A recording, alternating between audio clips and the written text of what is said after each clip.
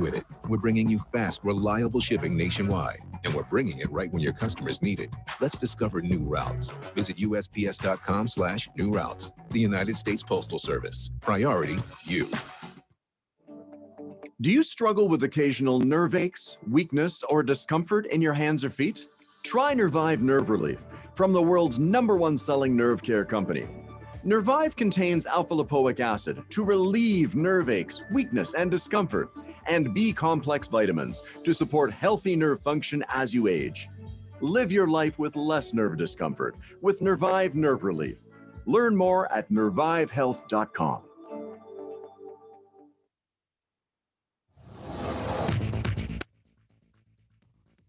For Devil Radio, 92.7 FM and WTTN 1580 AM, I'm Luke Mathers with your headlines for Tuesday, May 11th.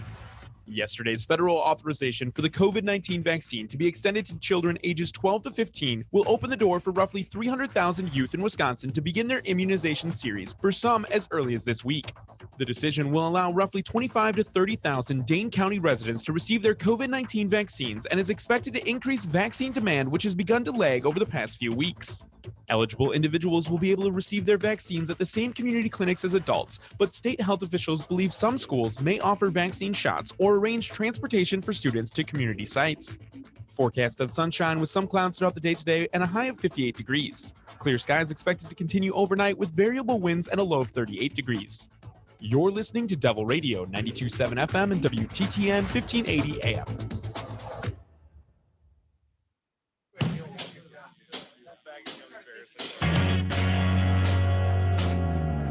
The Devil's Advocates. Sausage making never looked so good.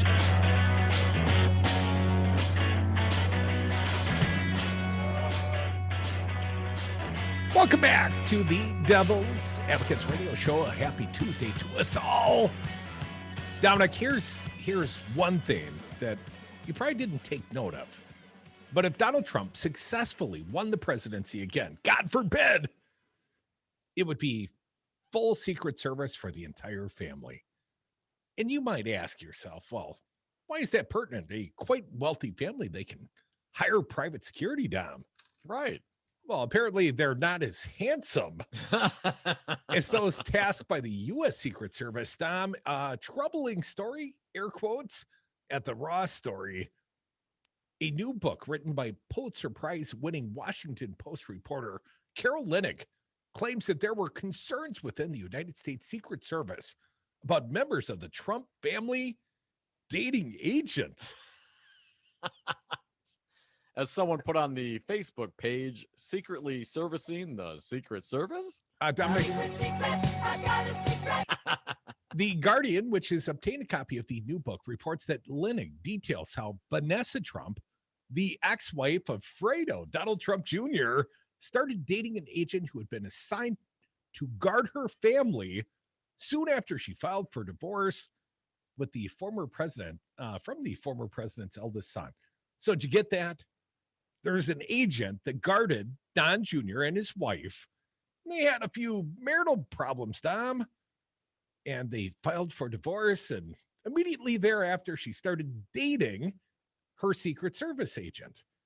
Although Secret Service agents are forbidden, it's forbidden fruit, Tom, from dating the people they're guarding. The agency raised no red flags about Vanessa Trump's relationship with the agent because he was no longer being assigned to protect her after her divorce. She was no longer eligible for Secret Service protection, and therefore it's all good, Tom. Come on, everyone loves the bodyguard, right? Trump Jr.'s ex-wife isn't the only member of the Trump family who raised eyebrows. What? When it came to her dealings with Secret Service agents either. As Leonnig reports that they were suspicious within the agency about Trump's daughter, Tiffany Trump, potentially forming a relationship with an agent. Specifically, Leonnig claims that Tiffany Trump broke up with her boyfriend and then began, and this is a quote from the book apparently, Dom, began spending an unusual amount of time alone with the Secret Service agent on her detail, which caused leaders within the agency to become concerned at how close Tiffany appeared to be getting to the tall, dark, and handsome agent.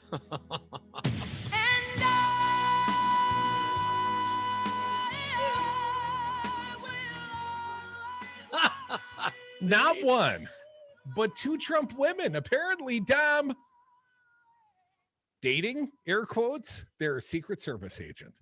They're bodyguards. Made for the movies, man, right? The bodyguard. Oh. Now, you know that Trump Jr.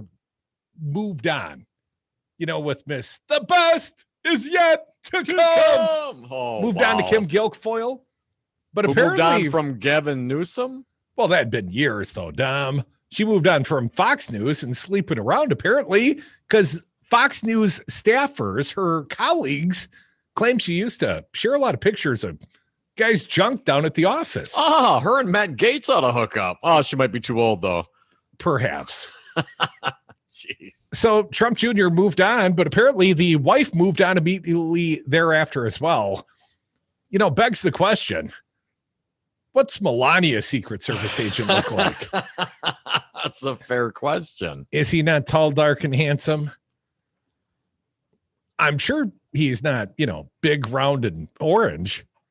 Although I hear that's her type. Well, perhaps he is now, but I did see some sort of headline where Trump was very, critical of some heavier bodyguards for him, that he tried to run them out of service as well. But they were too chubby to bodyguard for Trump? Yes, but maybe if they got a little chubbier, they could be a body double. You know what I mean? Well, I was thinking, don't you want the big guy out there front and center? If someone's going to shoot at me, I'm getting behind Fancy Brian. The biggest guy around. Nobody's getting behind you, Dom. Unless, of course, you're the one shooting. Hey, listen, fellas, if we ever get out there and get in any, serious combat, I just want you guys to know I'll be right behind you every step of the way. I'm sure you will. Mr. Courageous, they call you, right?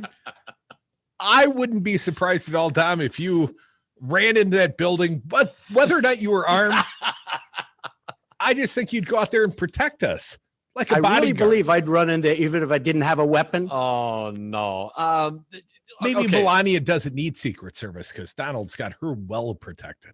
Well, it's a somewhat of an amusing story. I took some glee out of the story. Who cares, though? Really? I bet you Don Jr. cares. Does he? Well, a little bit. And let me ask you this. Back to the whole Trump running against Biden in 2024. What makes you think that even if that were to be the case, that there would be a different outcome from what we just had? Well, I'm not saying there would. I'm not saying it would be a differing outcome, Dom. I think he's running. I think he must. I think he will. And I think you and I will talk about it on the radio because we're the devil's advocates. That's what we do here, Dom. And you could be a part of this big show at 844-967-2789. At some point, I'm going to get to the phones, Dom. I'll know if anybody's calling us. We got Mark from the Sack. Our pal is up. Welcome, Mark. Happy days. What do you got for us? Hey, Mark. Happy days. Well, prosecute Donald Trump as soon as possible and say no appeal here. You go to trial right here and now, buddy. You've dragged this crap on long enough, and you are going to face the music. What do you mean no appeal? He's entitled to due process like any other man under the law. Right, but once he's convicted, and then you can appeal that. But go ahead and appeal it, but then you still have to make bail and the judge can decide whether or not he actually is out or not, and that or has to spend his appeal time in the pokey. Donald Trump is no Grover Cleveland. That I think Orange, that was the last president who. Orange is the new black. Yeah, well, he doesn't need he can just go around naked because he's already orange. So that's not a very appealing thing. And for Trump's sons, Kimberly Guilfoyle, that's one scary looking woman. I saw her face there, and that's a face that does nothing for me at all, aside from. Well, I think her physical appearance, I think is understated by her actions. When she stood up, Mark, and yelled, the best is yet to come. that was just a really strange moment. Come on, it was just coke-fueled theatrics, allegedly. Is that what it was? I mean, wow. Thanks for the call, Mark. Appreciate it. 844-967-2789. Now- Makes a good point. If Trump is convicted, right, do they make him sit in the pokey upon appeal? You mean I the mean, Secret he's- Service agents? Or you're talking about the former president being remanded for between Yes, trial and appeal? He's Well, convicted. presumably, if he's convicted, they would take him into custody. But, it depends on what the conviction's for. If it's some minor offense. And, I have no doubt fraud is a serious crime, Tom, but not relative to murder or rape. In fact, he's been accused of that as well. Allegedly, Trump might be a rapist. Well, that might be a more serious crime and might merit him being held over. But, white collar, little cheating on the taxes. Who's the real victim here, Tom? Everybody. I mean, the man paid $750 in taxes and he's a billionaire. I mean, perhaps it's more of a systemic problem, no doubt. But listen, if Come you're, on, if you when are his committing taxes are fraud done to being the, audited, you're going to be very proud of him. If the fraud is being done in the amount of tens of millions of dollars, man, yeah, that's a pretty big deal. That's a pretty big deal. People have gone to jail for far less than that. I know I did. 844-967-2789. Although, jail is such a hyperbolic overstatement. It was more like day camp, Tom. Day camp. I'm a little. What's it? Yeah, I did. A little Huber. 3 weeks in Huber, man. I wouldn't say it's the worst 3 weeks of my life. I did serve in the military. And worse than that, I did work construction starting at like 4:30 in the morning. That was pretty god awful. And then there was that god awful morning working in the sewage plant in the greenhouse. But, all things considered, probably the 3 weeks I spent in day camp, that was probably the worst of all. Although only 3 continuous days over the 3 weeks. I'd get out 12 hours a day. I only had to work for like 8. I got to goof around for like 4 hours a day. You game the system a little Go bit, home, take a Corey. shower, get cleaned up, take No, a nap. but if you are committing insurance fraud or bank fraud to the tune of millions of dollars, I think you should do some hard time, man. And of course, that does, again, regardless. So let's assume Trump gets convicted for some of these crimes. You make a great point. I mean, obviously, he does have Secret Service protection. At what point do they have to go to revisit Club that? Fed? Keep him out of getting shanked in the shower, Dom? So he's in solitary confinement the whole time in a 10x10? I mean, how does that work? Get out for 1 hour a day in the yard? I think he should get the same sort of high quality treatment that Jeffrey Epstein did when he was being held. 844-967-2789. Bill from Deerfield, you are next. Welcome, sir. What do you got for us? Hey, Bill. Oh, yeah, the Jeffrey Epstein treatment. Okay, so I'm just a gardener. I'm not a lawyer, but correct me if I'm wrong. If Donald Trump gets convicted of a federal tax fraud scheme, then he's a felon. And a felon can't run for president. He can appeal. I'm not clear if a felon can run for president or not. I mean, that would be justification to impeach the man. That could be Trump's reelection would trigger impeachment 3.0. He can't vote. He's a convicted felon. Well, you don't have to vote. You can't run for federal office if you're a convicted felon. Well, so he can appeal all the hell he wants to appeal. Let him appeal, but all the way to the Supreme Court. First and foremost, we're talking about the state charges perhaps coming out of the Manhattan DA's office. So those would be state charges. They may not be, and I'm not a lawyer either, Bill, but they may not be disqualifying. If you're violating state tax laws, you are by essence violating federal law. They're all tied together. Yeah, no doubt in that regard, Bill. If he's cheating on his taxes for in the state, he's certainly doing it in the federal. Now, my understanding is, did a quick search here. My understanding is, yes, you can run for office, you can run for president while still being a felon. It does not disqualify you from seeking higher office. That's not going to stop the man, Bill. I stand corrected. Well, and Bill, think about this. This is a guy who lost the presidency and still refuses to admit that. Bill, the guy started an insurrection after Joe Biden won the presidency, trying to overturn the presidency, and they tried to impeach his ass. I agree with both of you. I think that you're both right. He has to Come on, run. It's the only thing he can do. Right. But right. You're also so far in the future. There's a lot of S to come down. Well, I appreciate you not saying the full word here, Bill. And, overall, I'd like to think I'm like 60% right. That might be 40% right. But if you think about it, immediately after the midterms, maybe not even, Donald Trump declared his candidacy for re-election. Immediately after winning the election, he declared in like 17. I think he sees some political advantage and perhaps even some legal cover to being a candidate for president. So what if it's 2-3 years out? He's going to claim that should shield him from prosecution, because to prosecute a candidate for the presidency of the United States, well, that'd be political, justice don't you know? Delayed is justice denied. It's not like these prosecutions started because he decided to run for president. No, but he wants to deny that form of justice. If it means his ass is going to prison, he wants to deny. Come back. More devils. Don't deny us.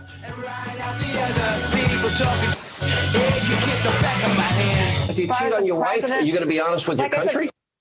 I was kept pretty much in the dark. Be best.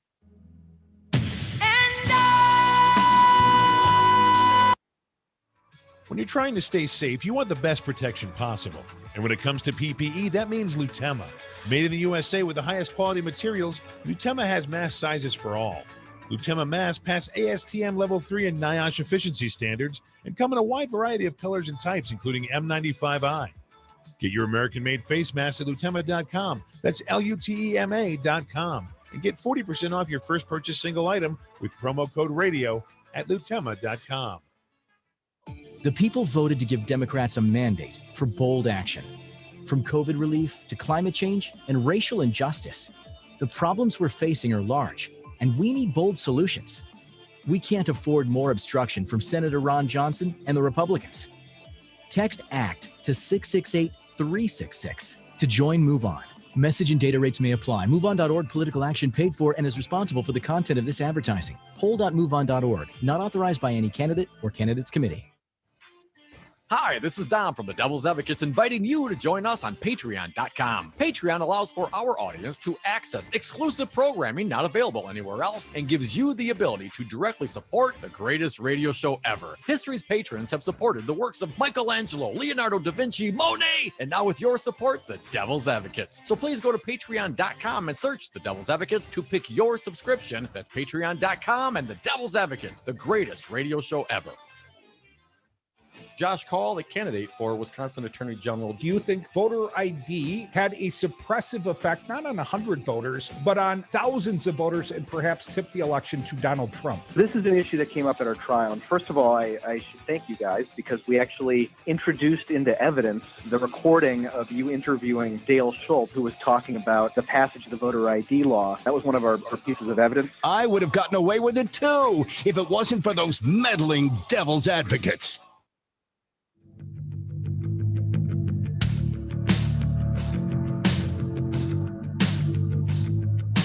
Warning, listening to the Devil's Advocates may expose you to opposing views. And we are back. Thank you for listening to the Devil's Advocates radio show. You are always welcome to join us. Toll-free talk or text, except you, George, 844-967-2789. Dominic, it is time for the nominations and the awarding of the D-Bag of the Day. And this is perhaps the latest nomination I've ever included. Dominic, breaking news, a new D-Bag of the Day nominee, Wayne LaPierre from the NRA. The breaking news. What did he do this time? At the Washington Post, federal judge denies the NRA's attempt to declare bankruptcy in a win for the New York State Attorney General. Tom Hamburger at the Post. A federal judge Tuesday denied an effort by the National Rifle Association to file for bankruptcy protection, ruling that the gun rights group filed a case in an attempt to fend off a civil lawsuit by the New York Attorney General.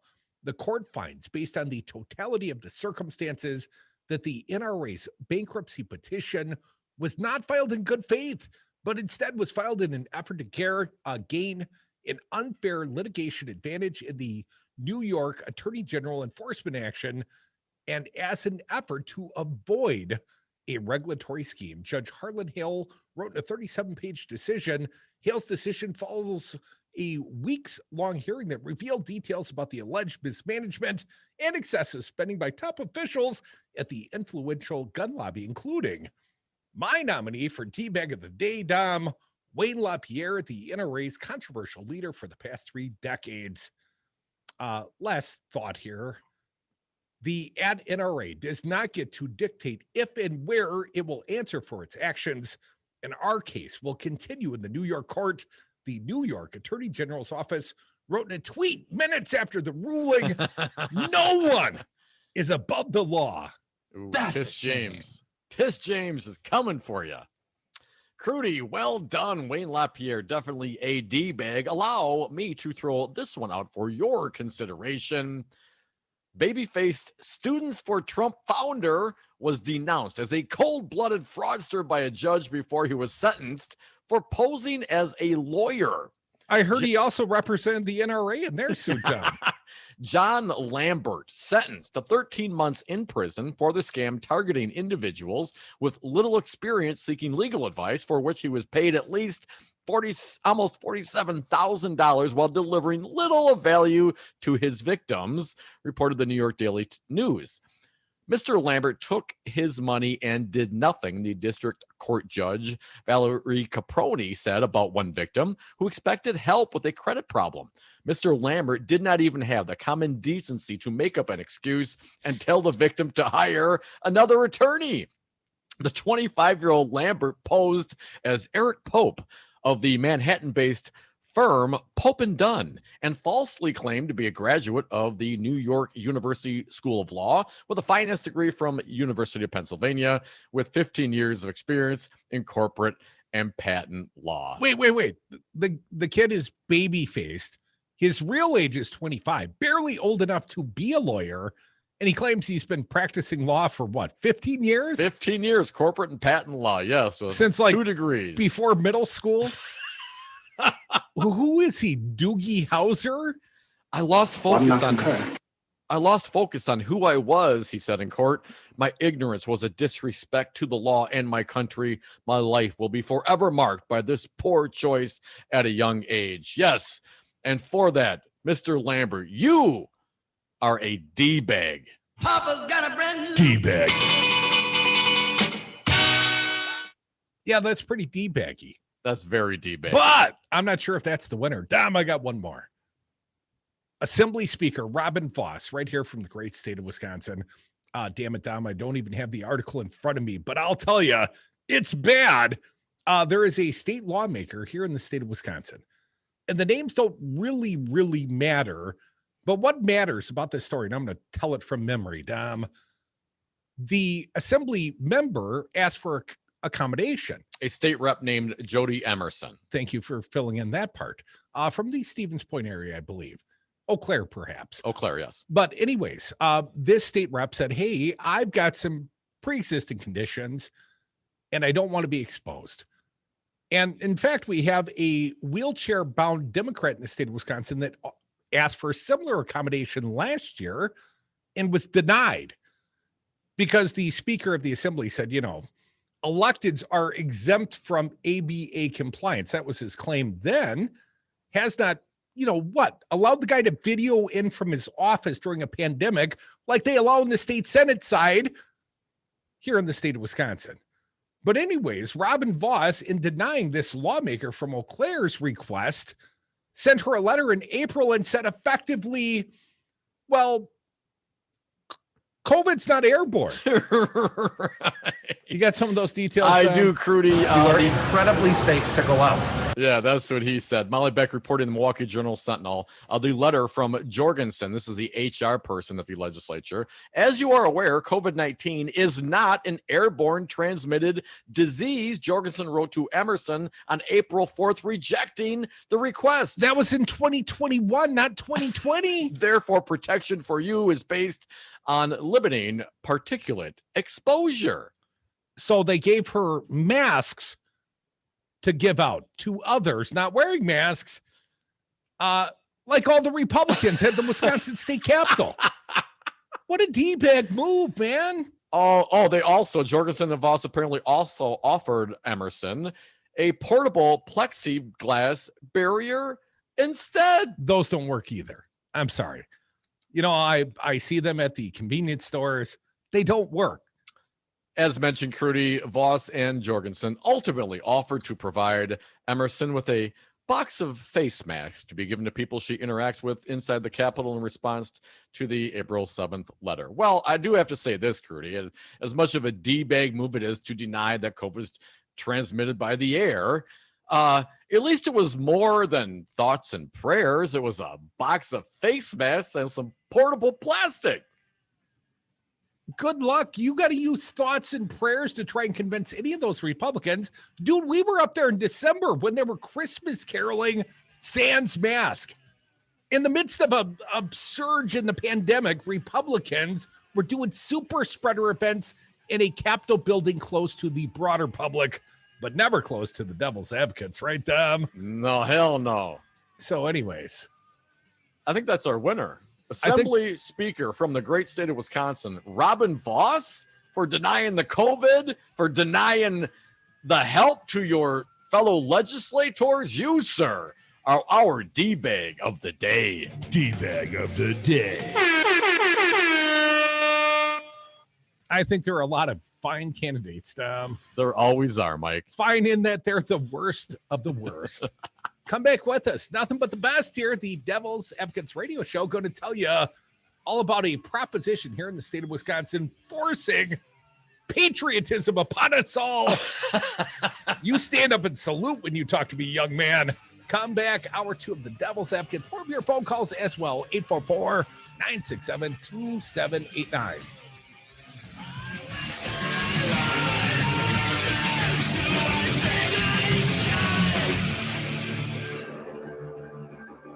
The NRA does care. We have seen a small increase in deaths, which is a good thing. Do you concur?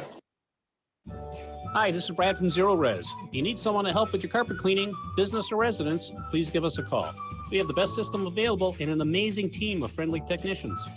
Call us at 848-9000 or schedule online at zeroresmadison.com.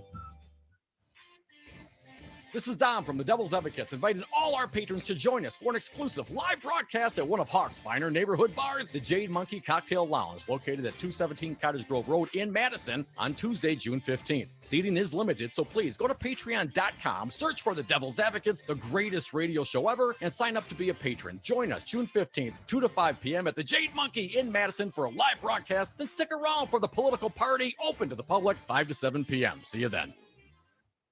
Make some room on your home screen for the greatest radio app ever. Check out the Devil Radio app in the Apple and Google Play stores today and stream the greatest radio station ever wherever you go. The Devil Radio app, streaming 24/7 right from your smartphone. You are listening to WTTN Columbus, W224EG Madison, always streaming at DevilRadio927.com. AP News. I'm Ed Donahue. Air raid sirens have been heard in Tel Aviv, in Gaza.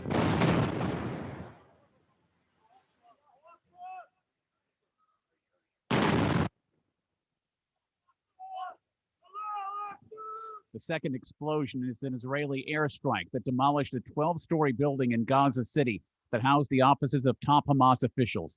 Militants barraged Israel with hundreds of rockets. The exchange killed a number of militants and civilians in Gaza and at least 3 Israelis. Florida Governor Ron DeSantis says he's worried about the impact of the cyber attack on the Colonial Fuel pipeline. My fear is you have these gas shortages. It's going to cause a lot of problems for people, just the convenience of life, but also for our economy. Energy Secretary Jennifer Granholm says the pipeline is now operating manually. On Capitol Hill, Dr. Anthony Fauci is encouraged by the pace of vaccinations and a reduction in coronavirus cases, called on Americans to get their shots. We are in a race between the vaccine and the virus. If left to its own devices, will continue to surge. In Georgia, 12-year-old Jane Ellen Norman got her first shot, now that she and others, hopefully her friends, from ages 12 to 15 can get it. I hope that they all get vaccinated, and so we can see each other and not have to be so far apart and not have to be worried that we might get COVID. A new report done for the school shows staff at the University of Michigan missed many opportunities to stop a doctor, the late Robert Anderson, who committed sexual misconduct for decades. 3 men in Georgia pleaded not guilty to federal hate crimes charges in the death of Ahmaud Arbery, a black man who was chased and shot after being spotted running in the white defendant's neighborhood. President Donald Trump's acting defense secretary during the Capitol riots, Christopher Miller, plans to tell Congress he was concerned in the days before the insurrection sending troops to the building would fan fears of a military coup. This is AP News. It's like I blinked and suddenly all my business shifted to e-commerce. Now my business hours are whenever my customers need me. My customers want everything now and faster than ever. It's a whole different world. Your business is changing. The United States Postal Service is changing with it. We're bringing you fast, reliable shipping nationwide, and we're bringing it right when your customers need it. Let's discover new routes. Visit USPS.com/new routes. The United States Postal Service. Priority, you. Do you struggle with occasional nerve aches, weakness, or discomfort in your hands or feet? Try Nervive Nerve Relief from the world's #1 selling nerve care company. Nervive contains alpha-lipoic acid to relieve nerve aches, weakness, and discomfort, and B-complex vitamins to support healthy nerve function as you age. Live your life with less nerve discomfort with Nervive Nerve Relief. Learn more at nervivehealth.com. We're 1 year into the COVID pandemic, and it's clear that we can't afford more obstruction from Republicans like Senator Ron Johnson. He's twice voted against COVID relief bills that would have helped struggling Wisconsin families. We can and we must provide people the relief they need to take care of their families. Together, we can create a better future. Text ACT to 668-366 to join Move On. Message and data rates may apply. MoveOn.org. Political action paid for and is responsible for the content of this advertising. Poll.moveon.org. Not authorized by any candidate or candidates committee. My name is Rocker, and this is my vodka. Rocker Vodka is distilled right here in Madison, made from corn and gluten-free. Find Rocker Vodka at Woodman's, Festival Foods, Trixie's Liquor, Star Liquor, Steve's Liquor, Willie Street Co-op, Total Wine, Vic Pierce, Miller's Market, Cambridge Cooler. Find more at rockervodka.com. It's yummy. Must be 21. Please drink responsibly.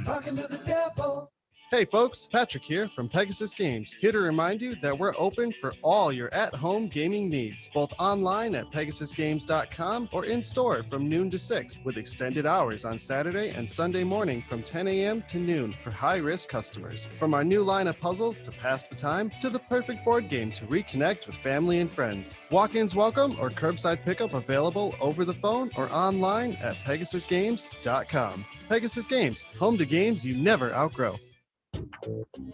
Over the years, we have done our best to bring you the highest quality products our industry has to offer, and we are very excited to bring you a new location just east of the Capitol at 951 Williamson Street. Now with 3 locations, there's an Ignite Glass and Gifts near you, no matter which side of town you're on. Madison's favorite for glass gifts and vape. Ignite Glass and Gifts, Monona Drive, Williamson Street, and Odana Road. Let's torch some glass at Ignite.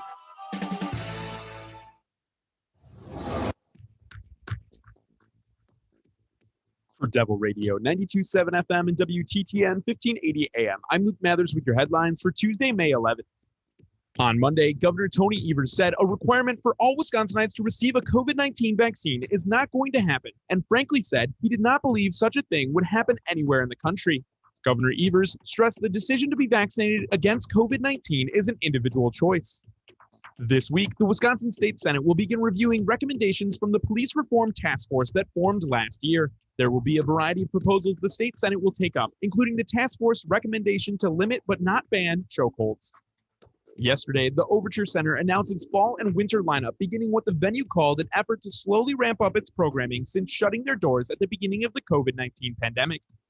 You're listening to Devil Radio 92.7 FM and WTTN 1580 AM. Warning, you are about to listen to the greatest radio show ever. And due to contractual obligations and to shield our airwaves corporate licensees from any semblance of liability, responsibility, and gullibility, we must tell you the views represented on this show are not necessarily those of this station or its management. This radio show contains differing points of view on current political topics, and due to the nature of its contents, it should be heard by everyone. Thank you for listening. Now live from the heart of liberal Wisconsin, where the political party is just beginning, welcome to the Devil's Advocate Show. Best friends proving it's never personal, only politics. Please allow me to introduce myself. Now here are your hosts, Dom and Crute.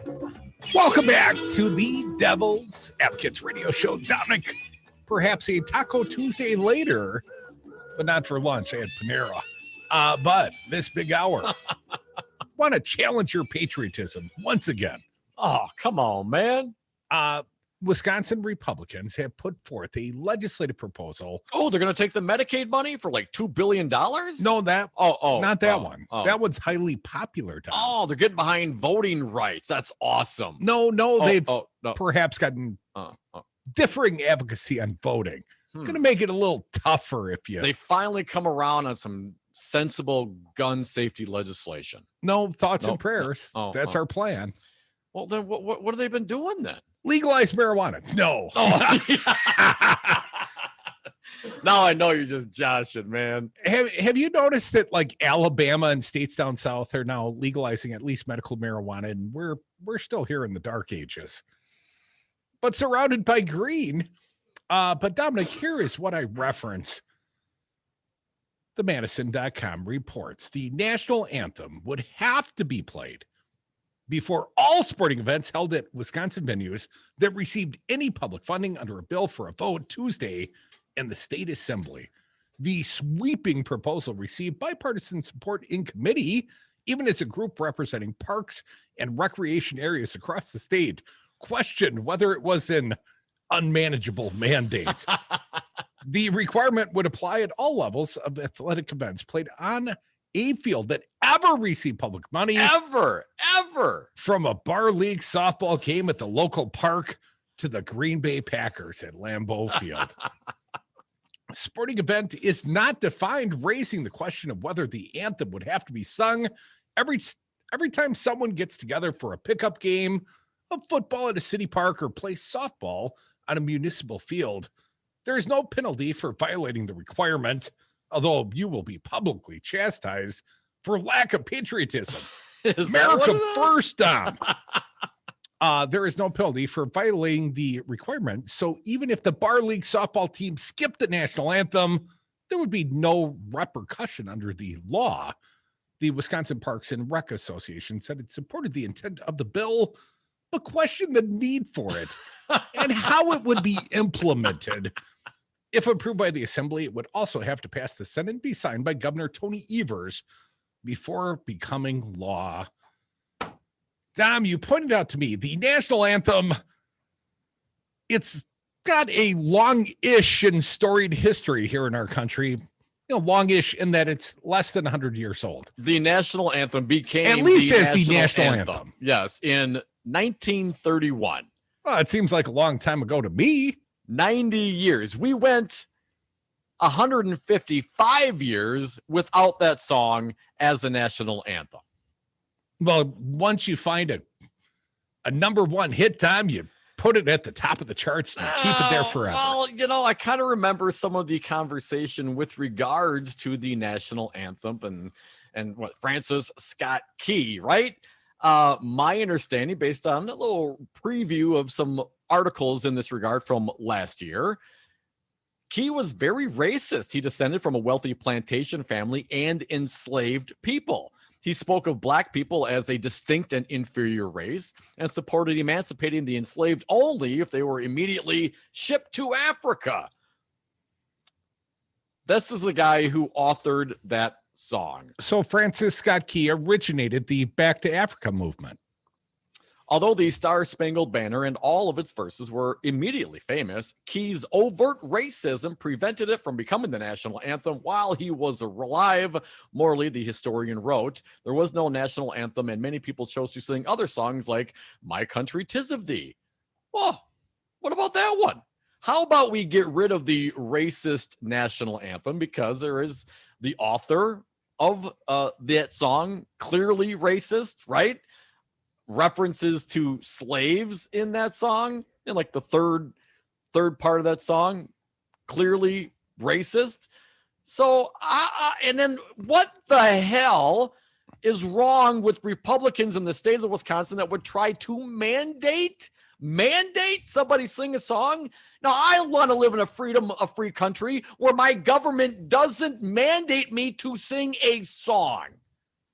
How is it that the small government Republicans would adopt and push through this kind of asinine legislation? Hell no, I won't go. Dominic, because they're the real patriots. And you just showed that you're a commie. So clearly, you've gone full commie, man. You're Is that what it is? Because I don't want the government to force me to sing a song? If you loved America, you'd get up, you'd sing the national anthem every day, before we jumped into the topics here on this radio show. I love America, and one of the things I love most about this country is my right to dissent and my right to protest. Those are some fabulous rights that we have in this country. And you're the best contrarian I know, fella. For it. I mean, what a ridiculous proposal. And listen, with all, as mentioned, all the other issues that we have going on, we have in the state of Wisconsin, a legislature that met once, last year during the election year, and that was it. Oh, of course, try to stick it to Tony Evers in some legislation as well. But for 8 months, they did butt kiss, right? And now with the issues going on, things that we mentioned with Medicare and gun safety and voting rights, what are they going to do? They want, some cultural division. They know that some of their hardcore Trumpster patriots, well, they're going to stand up and sing that song.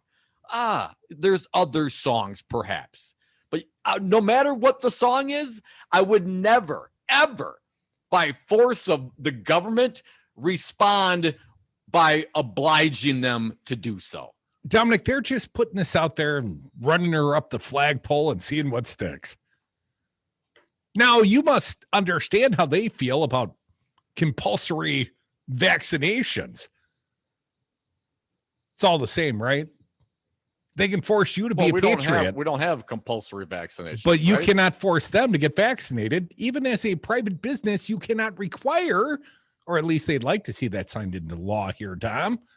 Can't require any actions of them unless they're patriotic actions. Must you say a prayer before meals? Well, even the Pledge of Allegiance, I won't say under God. I mean, that was added late as well. I mean, come on. Is it the timing that bothers you? What do you mean? The timing.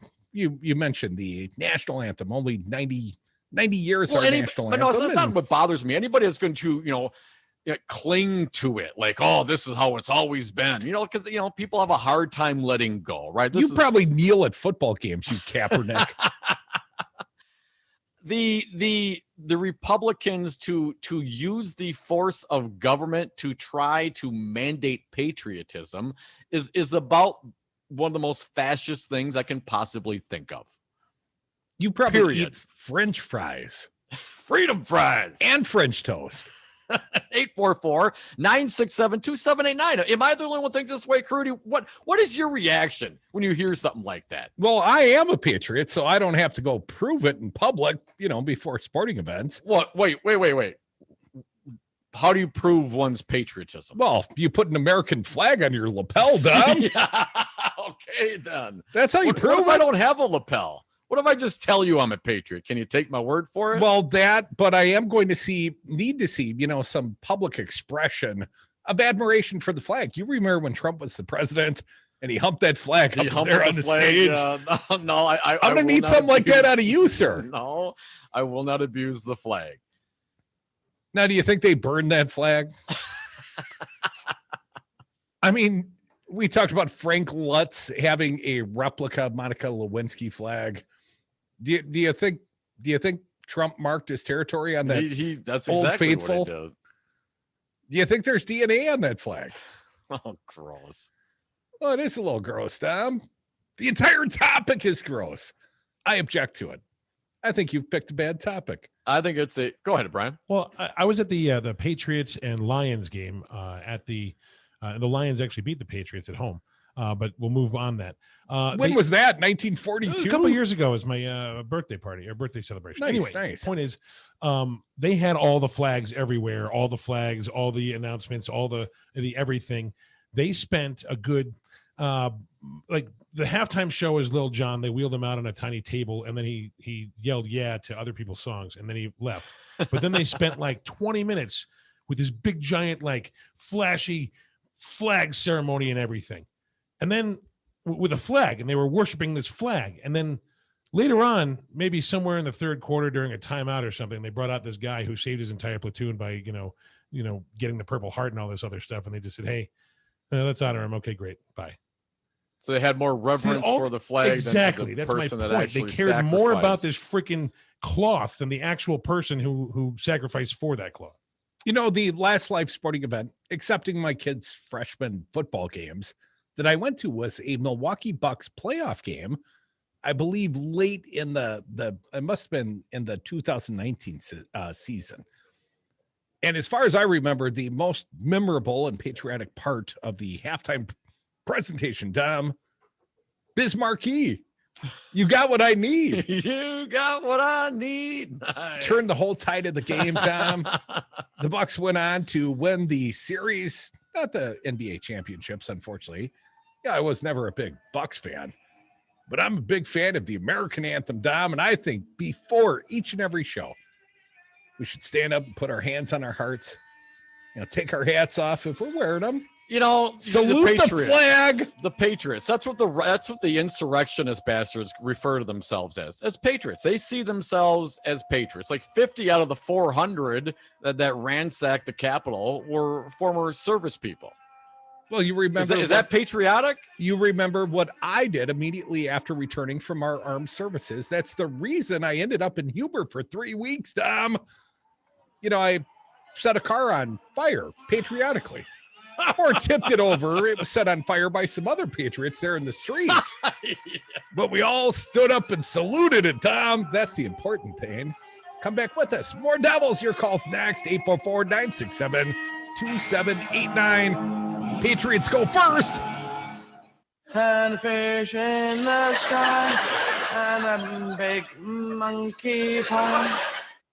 Our friend Scott Russ. Johnson's going to have this hearing next week. The way in which he has misused and abused his office in order to try and further these crackpot theories he has. He had 2 anti-vaxxer hearings. I don't understand what the point of that is. It's one thing to be like, all right, if you're a Republican, you're like, I'll just try and forget that Trump said we might be able to inject ourselves with bleach to solve this COVID problem. But why would you so revel in your own crapulence that you would actually have several hearings in the United States Senate? Listen to Devil's Advocates live weekdays from 2 to 5 p.m. The people voted to give Democrats a mandate for bold action. From COVID relief to climate change and racial injustice, the problems we're facing are large, and we need bold solutions. We can't afford more obstruction from Senator Ron Johnson and the Republicans. Text ACT to 668-366 to join Move On. Message and data rates may apply. MoveOn.org political action paid for and is responsible for the content of this advertising. Poll.moveon.org, not authorized by any candidate or candidates committee. America, your children have an amazing superpower. They can help save lives by not having play dates. That's right. By replacing get-togethers with virtual play dates and video chats, they can help slow the evil spread of germs. And if your superheroes do go outside, make sure they continue their superhero wing by staying 6 feet away from others to protect everyone in America land. Find out more at coronavirus.gov. A message from the CDC and the Ad Council. My Congresswoman, Rep. Gwen Moore, over 100 Republicans signing on to that Texas lawsuit. What are your thoughts on your fellow Republicans in the House? Honestly, this is what we all sign up for. This is a democracy. You run races. I've been involved in races where people lose, and I'm ashamed of the fact that we had one congressman, I guess he's brand new, who voted for this nonsense. Listen to Devil's Advocates live weekdays from 2 to 5 p.m. If tomorrow all the things were gone, I'd work for all my life, and I had to start again with just my children and my wife. The Devil's Advocates, because freedom. And we are back. Thank you for listening to the Devil's Advocates radio show. Your calls always welcome here at 844-967-2789. Dominic, if I had to select a new national anthem, perhaps it would be this Lee Greenwood tearjerker. Fancy Brian said it always makes him cry. He just thinks about dead people. Yeah, I just picture dying people for their dying country with the flag on them. You know, when I was in the military, Dom, I served my country. I was down at AIT, Advanced Individual Training, and I was at Fort Sam Houston, but we were immediately across from Lackland Air Force Base. And during that time, it was during the first Persian Gulf War, there were C-130s, the big cargo planes. Literally every minute, you'd see them just stacked to the horizon. You'd see plane after plane. I mean, it might not have been every minute. It might have been every 30 seconds. Because you could just see these planes, like on a super highway heading to the Middle East. Constantly taking off, right? Constantly, night and day. And we went to the Armed Forces Boxing Championship.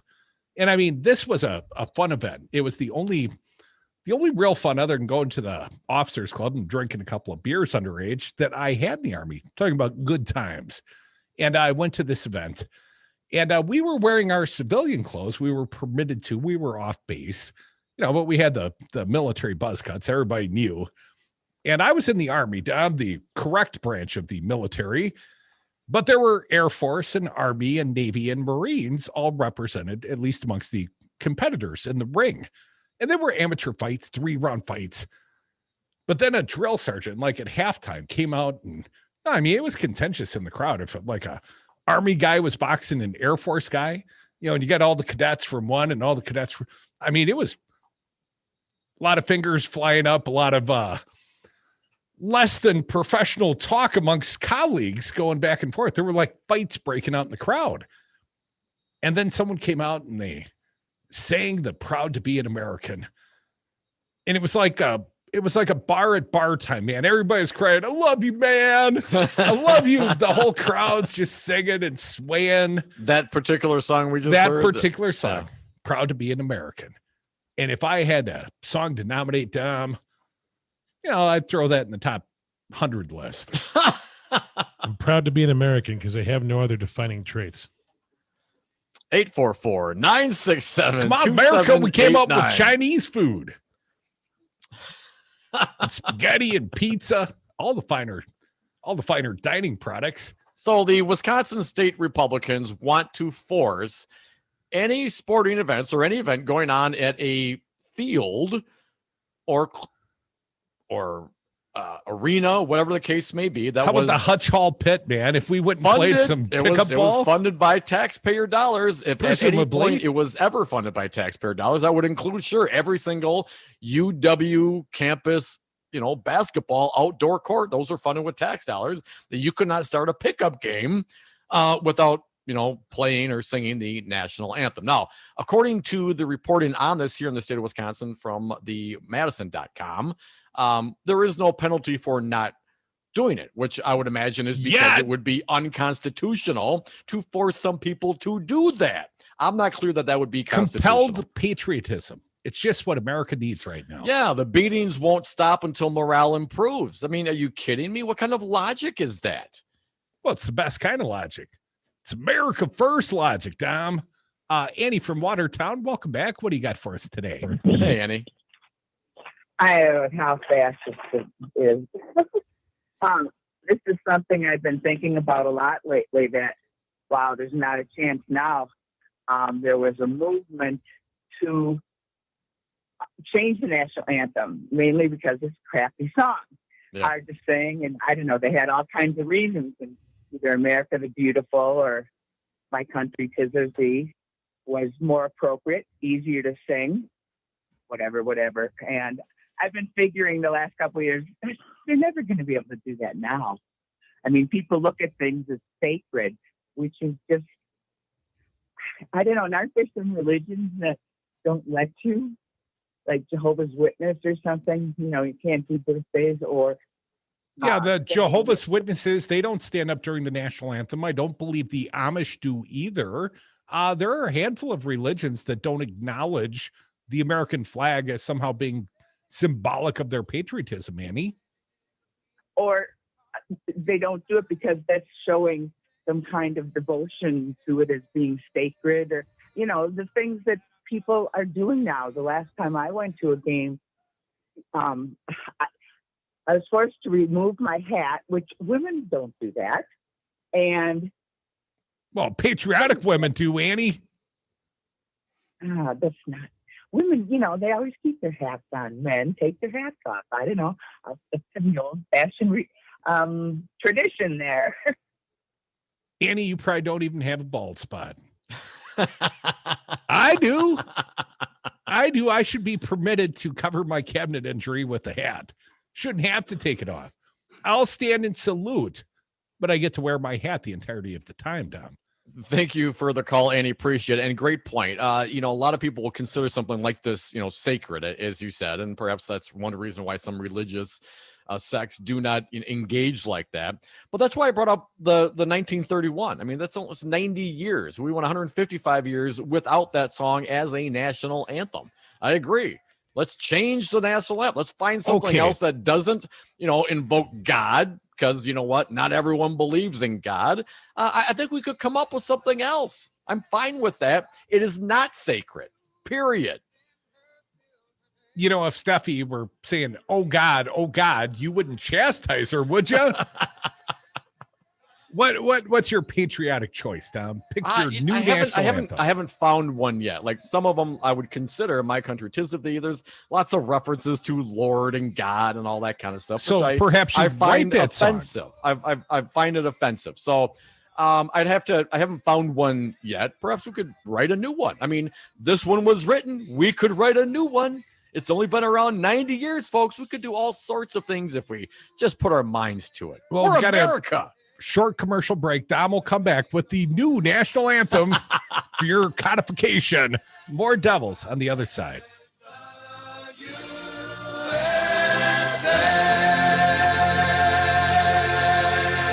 We're American because you're in America, okay? Greatest country on the planet. It's called the American dream because you have to be asleep to believe it. Freedom. Oh, God.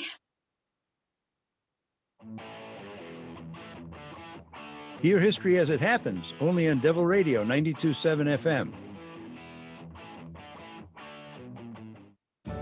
Hi, this is Brad from Zero Res. If you need someone to help with your carpet cleaning, business or residence, please give us a call.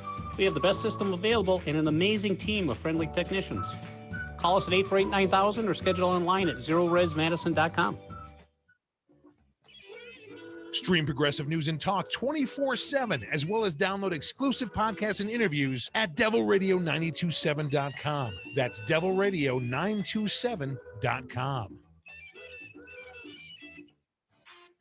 Hi, this is Dom from the Devil's Advocates, inviting you to join us on Patreon.com. Patreon allows for our audience to access exclusive programming not available anywhere else and gives you the ability to directly support the greatest radio show ever. History's patrons have supported the works of Michelangelo, Leonardo da Vinci, Monet, and now with your support, the Devil's Advocates. So please go to Patreon.com and search the Devil's Advocates to pick your subscription. That's Patreon.com and the Devil's Advocates, the greatest radio show ever. I'm Ed Donahue with an AP News Minute. Stocks finished lower. The Dow down 471 points. Today on Capitol Hill. These trends give me hope. CDC Director Dr. Rochelle Walensky says numbers of coronavirus cases and deaths continue to drop. At a Senate hearing, Walensky says virus variants could set back the effort.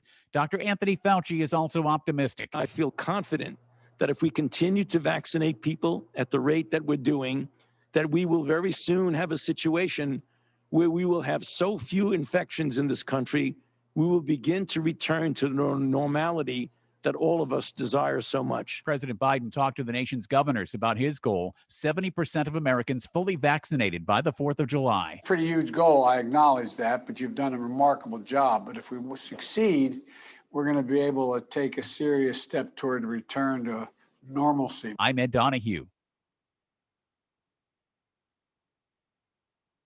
It's like I blinked and suddenly all my business shifted to e-commerce. Now, my business hours are whenever my customers need me. My customers want everything now and faster than ever. It's a whole different world. Your business is changing. The United States Postal Service is changing with it. We're bringing you fast, reliable shipping nationwide, and we're bringing it right when your customers need it. Let's discover new routes. Visit USPS.com/new routes. The United States Postal Service. Priority, you. Do you struggle with occasional nerve aches, weakness, or discomfort in your hands or feet? Try Nervive Nerve Relief from the world's #1 selling nerve care company. Nervive contains alpha-lipoic acid to relieve nerve aches, weakness, and discomfort, and B-complex vitamins to support healthy nerve function as you age. Live your life with less nerve discomfort with Nervive Nerve Relief. Learn more at nervivehealth.com.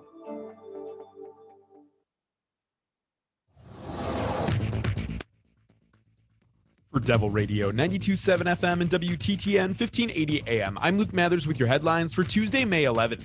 On Monday, a crowd of nearly 150 teachers and supporters protested outside the Madison School District's administrative building in response to the district sending out employee contracts for next year without the decades-long practice of including wage increases. Madison Teachers Incorporated filed an official grievance last Friday with the district demanding a reissuing of the contracts, but the district responded by letting staff know they will receive a letter reflecting the annual increase after the budget is finalized this summer. Yesterday, Sheriff Calvin Barrett was sworn in as Dane County's first black sheriff. Sheriff Barrett stated his #1 goal is maintaining a low county jail population through evidence-based and jail diversion programs. Forecast of sunshine with some clouds throughout the day today and a high of 58 degrees. Clear skies expected to continue overnight with variable winds and a low of 38 degrees. You're listening to Devil Radio.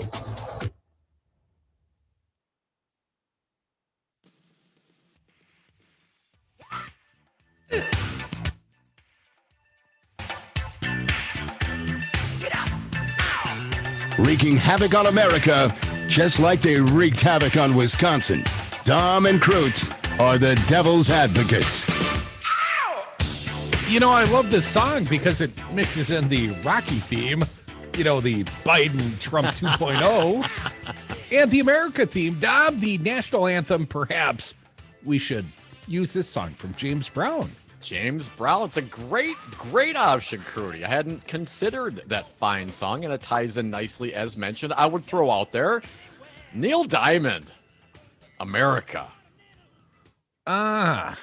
Neil Diamond. Really? Neil Diamond, baby. Yep.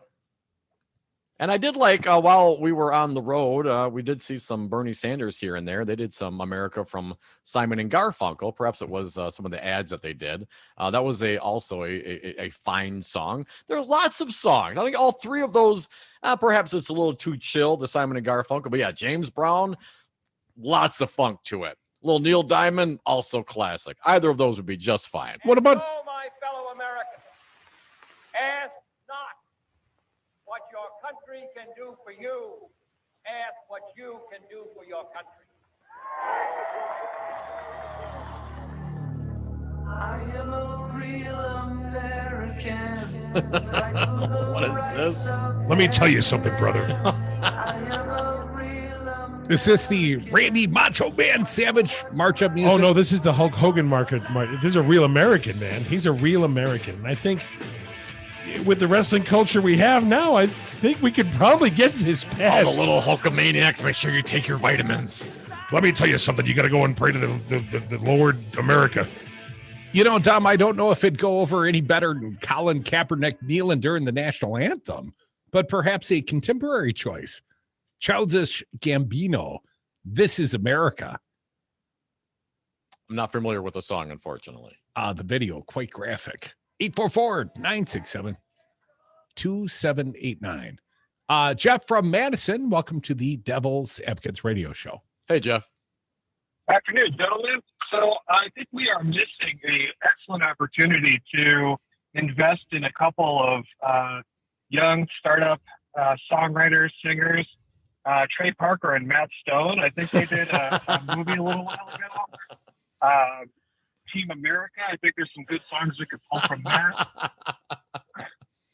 But I really wanted to call in and say, I think we're missing the point as well, because, I've heard for a long time that a lot of people want to go and they want to break up California into like 4 or 5 separate states. And how many of these people who are so wrapped up in the flag are going to get all bent around the axle to say, oh, we can't have 54 stars on the flag. We can't change the flag for that. Well, they don't even want DC to become a state because they don't have enough car dealerships. Or Puerto Rico, or, all of those other land masses that the United States is actually, the people are citizens thereof. Without the representation. Yeah, it's a good point, Jeff. And of course, probably most of those states that would come out of California would be, Democratic leaning. And of course, they can't have that either, Jeff. That'd be too many senators for the Dems. Well, I'd be for it. What the hell? Let's give it a shot. Appreciate you listening, Jeff. Be like Jeff. Call us at 844-967-2789. Dom, if Puerto Rico was added as a U.S. state, could perhaps we adopt, their unofficial song, Despacito? Again. Man, all this pop cultural stuff just lost on you. Where have you been living? Under what rock for the last 30 years? Listen to a lot of heavy metal, hard rock, classic rock, some rap here and there, but, Free Bird. No. Come on, man. If it wasn't Lynyrd Skynyrd, you never heard of it? Lynyrd Skynyrd. Man, I had the opportunity Is to that see Freedom Lynyrd Rock? Skynyrd Turn it live. up. We went and go saw maybe 10 years ago. I know it was their God and Guns tour. They came to Summerfest, and I had some free tickets or whatever. We went in, and it was like this big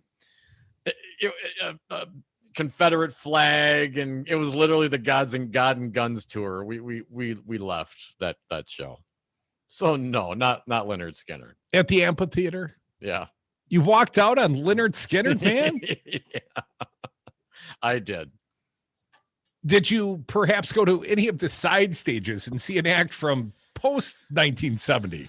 Well, sure, man. There's lots of stuff on the side stages, but to remember a specific band name or a song in the middle of the summer, drinking some fine beverages outside on the lake shore in Wisconsin, on Lake Michigan, it's a tough thing to remember.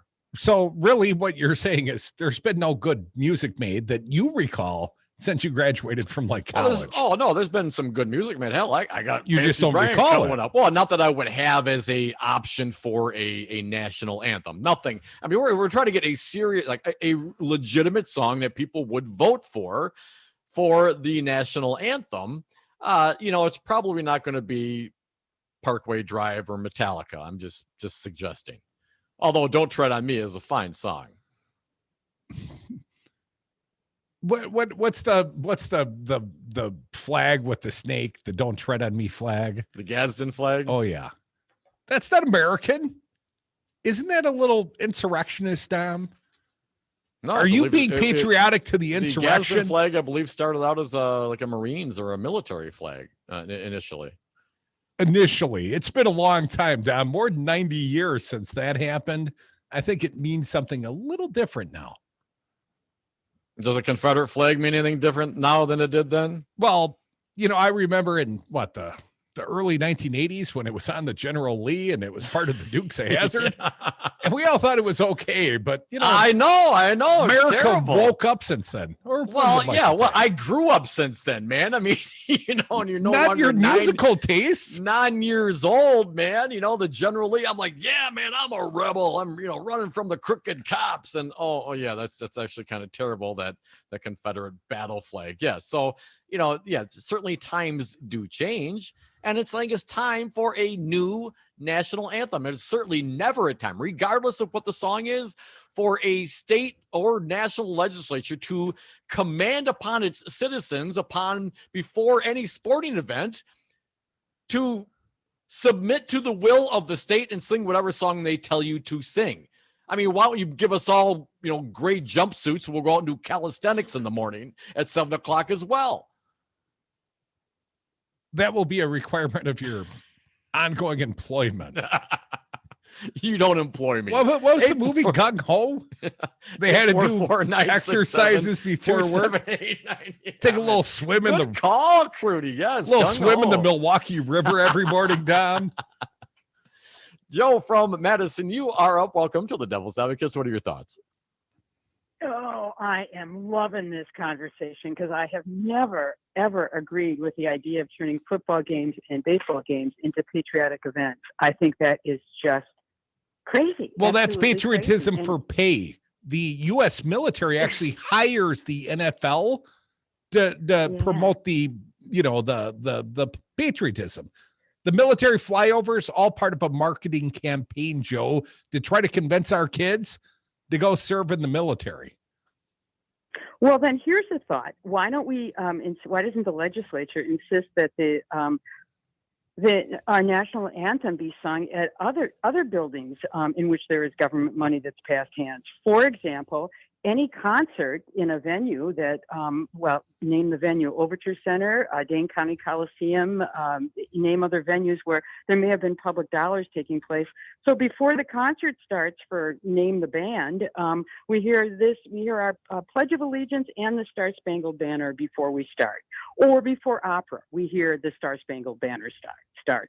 Or what government buildings or events are we going to insist upon this? Why is it only football and baseball and then hockey? I guess if Canadian players are playing, they also play the Canadian anthem, right? Yeah, but we don't give a do damn both. about Canadian patriotism. I know. That's a whole different country. They didn't do nothing good, Canadians.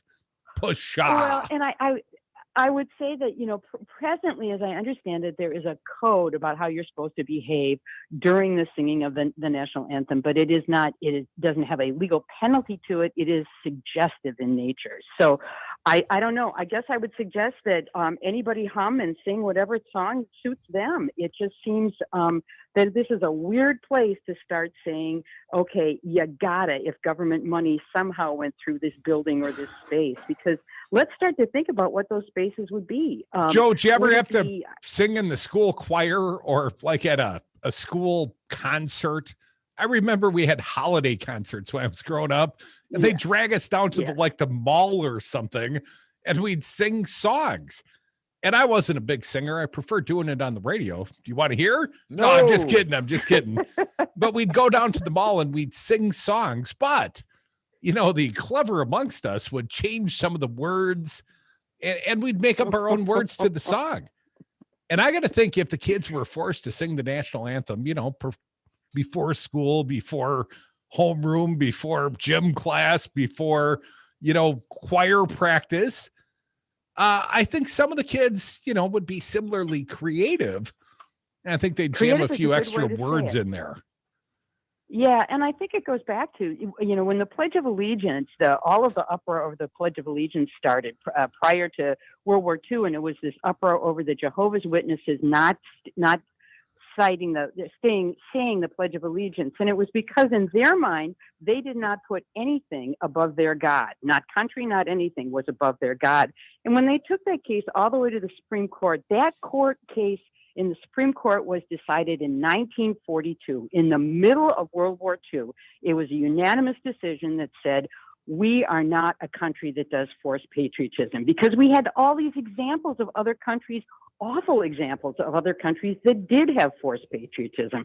So I'm curious why our state legislature can't remember there's no sense of history there, forcing. No question about that, Joe, but it's a wedge issue. It's I think it's just another reason for them to come up with something that has no teeth, has no chance of getting signed, has no nothing, but this is what the Republicans in the state of Wisconsin do.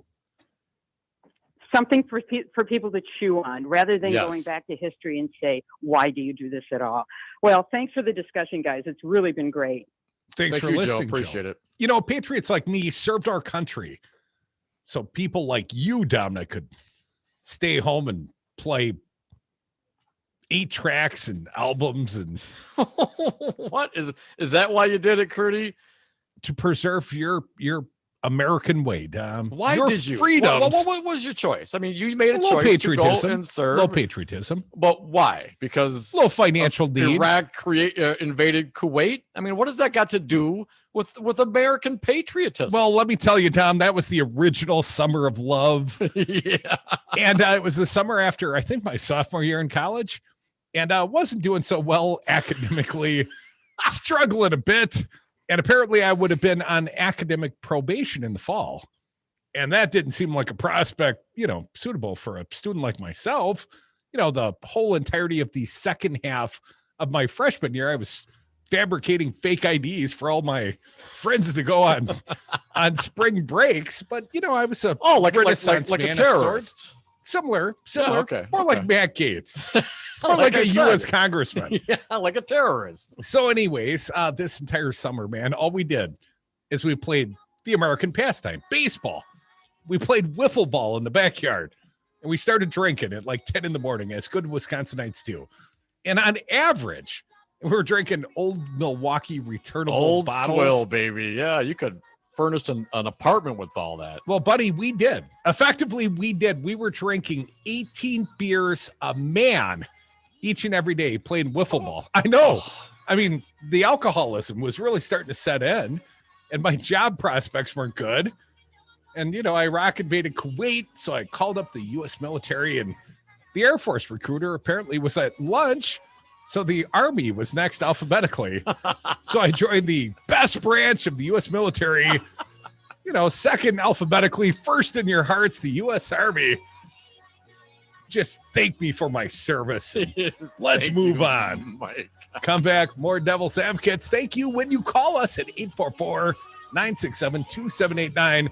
This is your new American anthem.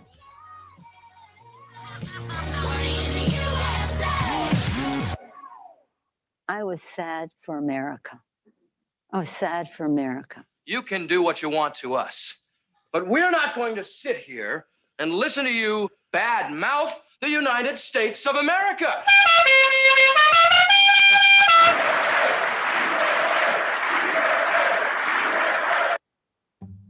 Why was the basketball court all wet?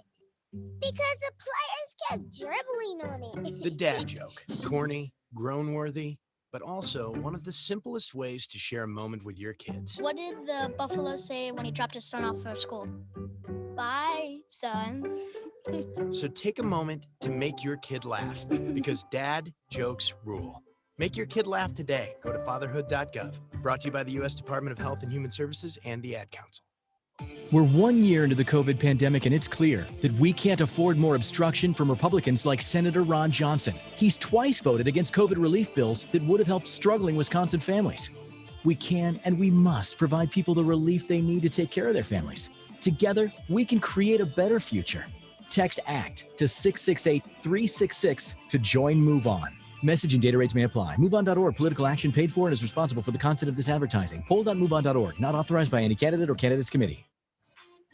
Hi, this is Dom from the Devil's Advocates, inviting you to join us on Patreon.com. Patreon allows for our audience to access exclusive programming not available anywhere else and gives you the ability to directly support the greatest radio show ever. History's patrons have supported the works of Michelangelo, Leonardo da Vinci, Monet, and now with your support, the Devil's Advocates. So please go to Patreon.com and search the Devil's Advocates to pick your subscription. That's Patreon.com and the Devil's Advocates, the greatest radio show ever.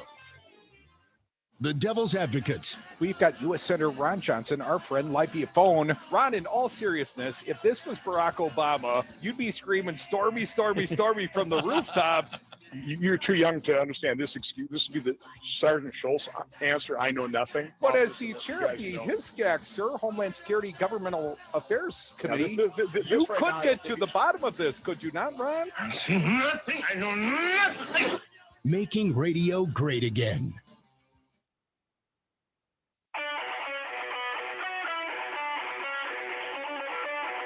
The Devil's Advocates. Rock and roll political commentary in a top 40 world.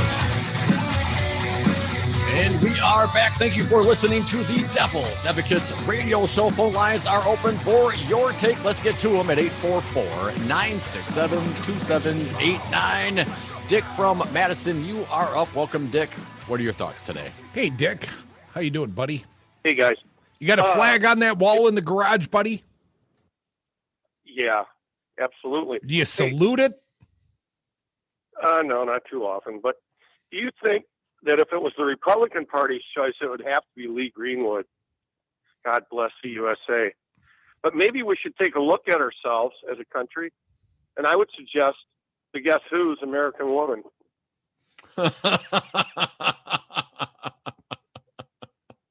I like the Lenny Kravitz version of that song as well. That song is actually pretty critical of this country, Dick. Yeah, it is. I mean, after all, we did steal it from the indigenous people that lived here. Mm-hmm. So maybe we ought to get a little introspective and look at ourselves and think about some of the things that, we've done the last, several hundred years. No, I think it's a good point, Dick. I mean, in other words, American exceptionalism. Dick. Does it all have to be propaganda? Especially the very last lyrics of it that you can't play on the air. You know the ones I'm talking about. No more American. Uh-oh. Yeah. There you go. Thanks for the call, Dick. Appreciate it. 844-967-2789. The Wisconsin Republicans want to force patriotism upon you. The heavy hand of the state mandating you sing the song they demand you sing. They shouldn't have to force it on you. You shouldn't be so resistant. America first. Jake from Milwaukee, you are next. Welcome. What do you got? God bless America. Nowhere else. There is no God.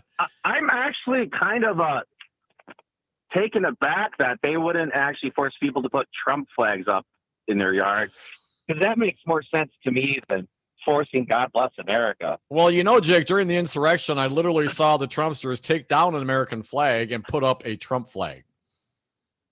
Yeah. Okay, well, I just want to mention this for Joe.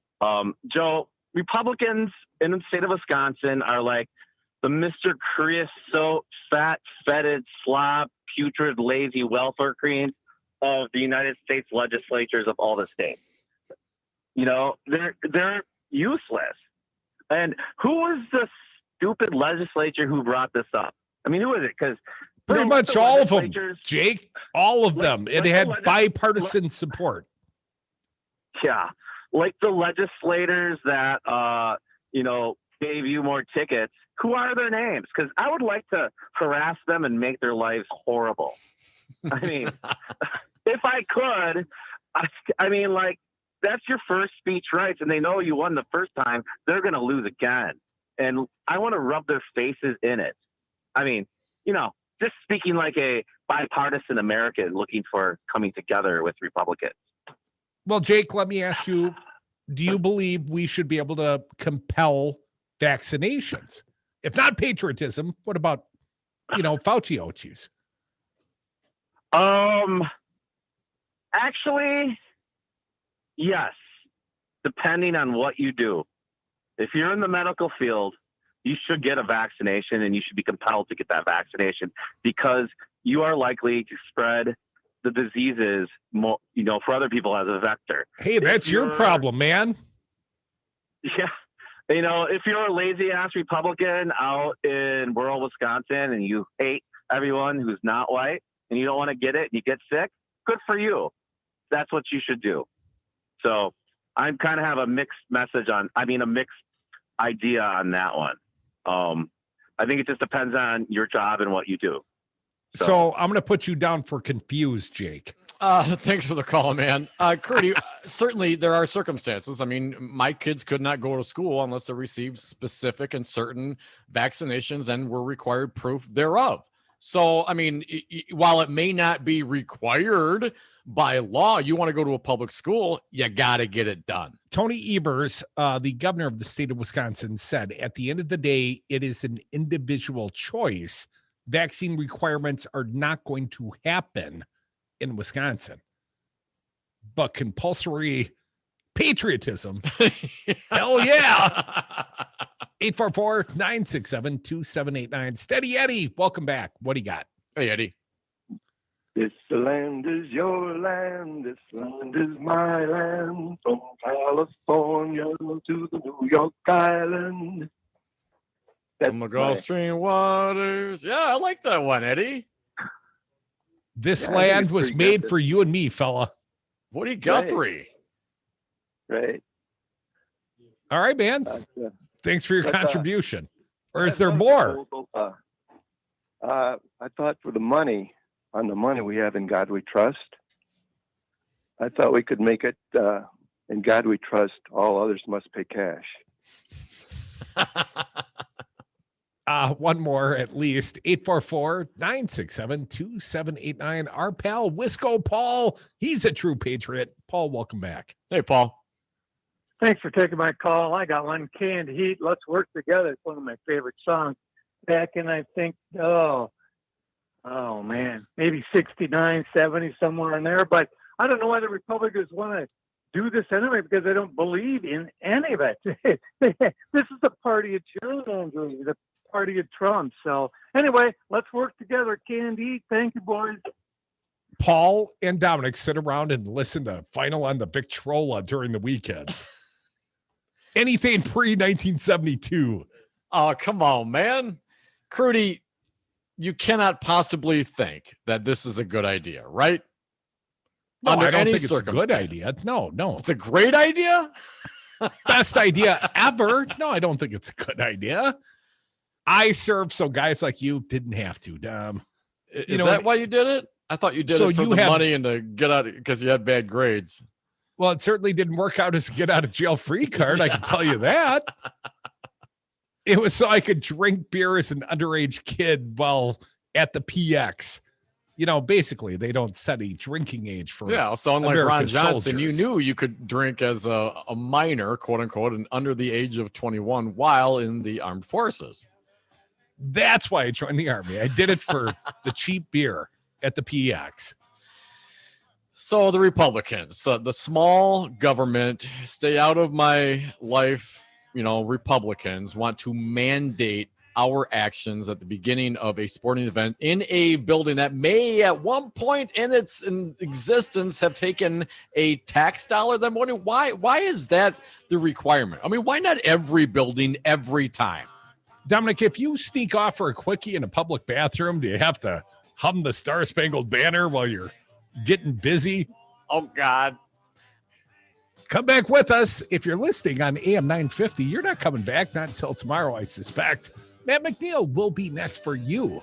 But if you're listening in the great state of Wisconsin or anywhere worldwide on the Devil Radio app, stick around. Alex Lasry, a fine U.S. Senatorial candidate. He'll be here at 4:30. Jeff Scott Olson, a fine constitutional attorney, coming at the top. Stick around. The happier 4 o'clock happy hour starts right now. Be a patriot. Stick around for the whole show.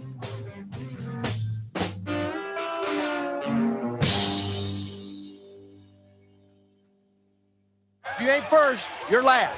Well, let me tell you something, brother. I would rather you just said thank you and went on your way. The people voted to give Democrats a mandate for bold action. From COVID relief to climate change and racial injustice, the problems we're facing are large, and we need bold solutions. We can't afford more obstruction from Senator Ron Johnson and the Republicans. Text ACT to Hello, Jeff Scott Olson. 366 Hello. to join Move On. Welcome. You sound great. You're looking great. Thank you. Paid for and is responsible for the content Awesome, of my this friend. advertising. Poll.moveon.org. Cool. We got about 6-7 minutes here. Okay. Hey, Dom, how many Just hang tight and I'd get you a drink, but I can't do that for you. Dad, refer, kayak, level. Winning. Did I say mom already? You're forgetting one really important one. Zero res. Not only is it the coolest I might give ever, myself a it's drink also if we got 5 Right, minutes. I remember. Why is that again? They advertise with us. Zero res, my favorite palindrome. And carpet cleaner. And carpet cleaner. Get the best carpet cleaning ever. Schedule your carpet cleaning online at zeroresmedicine.com. Tell them the Devil's Advocate sent you. You are listening to WTTN Columbus, W224EG Madison, always streaming at doubleradio927.com. AP News. I'm Ed Donahue. In Tel Aviv today, air raid sirens and explosions. There were attacks in Jerusalem and Gaza as well. Press Secretary Jen Psaki says President Biden's support for Israel's security will never waver. We condemn ongoing rocket attacks by Hamas and other terrorist groups, including against Jerusalem. We also stand against extremism that has inflicted violence on both communities. The Pentagon's acting chief during the Capitol riot plans to tell Congress why he did not send lots of troops. The AP's Sagar Magani has the story. Chris Miller will testify tomorrow. He was worried sending troops to the Capitol would fan fears of a coup or that the military might be used to help overturn the election results.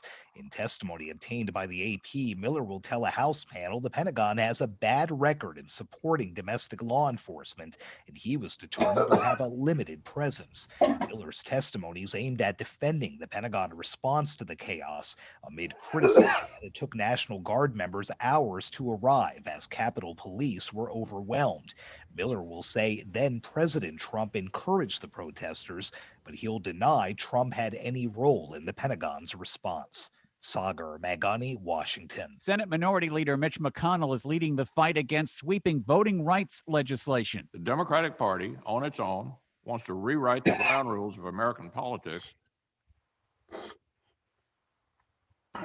for their benefit. The plea in Georgia today by 3 men was not guilty to federal hate crime charges for the death of Ahmaud Arbery, the black man who was chased and shot after being spotted running in the white defendant's neighborhood.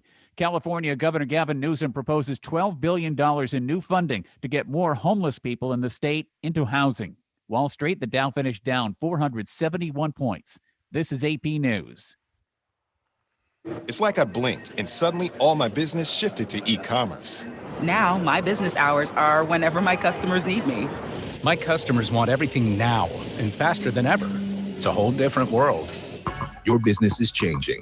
The United States Postal Service is changing with it. We're bringing you fast, reliable shipping nationwide, and we're bringing it right when your customers need it. Let's discover new routes. Visit USPS.com/new routes. The United States Postal Service. Priority, you. Do you struggle with occasional nerve aches, weakness, or discomfort in your hands or feet? Try Nervive Nerve Relief from the world's #1 selling nerve care company. Nervive contains alpha-lipoic acid to relieve nerve aches, weakness, and discomfort, and B-complex vitamins to support healthy nerve function as you age. Live your life with less nerve discomfort with Nervive Nerve Relief. Learn more at nervivehealth.com. Hi, my name is Jen, and I own Infinite Zen Room Grooming, and I am an animal lover. I create a calm, Zen experience for both you and your furry friends. Massage, calm music, and aromatherapy allow your pet to relax and enjoy the experience. Infinite Zen Room Grooming, in-home grooming and pet sitting services. Call or text 608-501-4742 or visit izrgrooming.com. Make some room on your home screen for the greatest radio app ever. Check out the Devil Radio app in the Apple and Google Play stores today and stream the greatest radio station ever wherever you go. The Devil Radio app, streaming 24/7 right from your smartphone.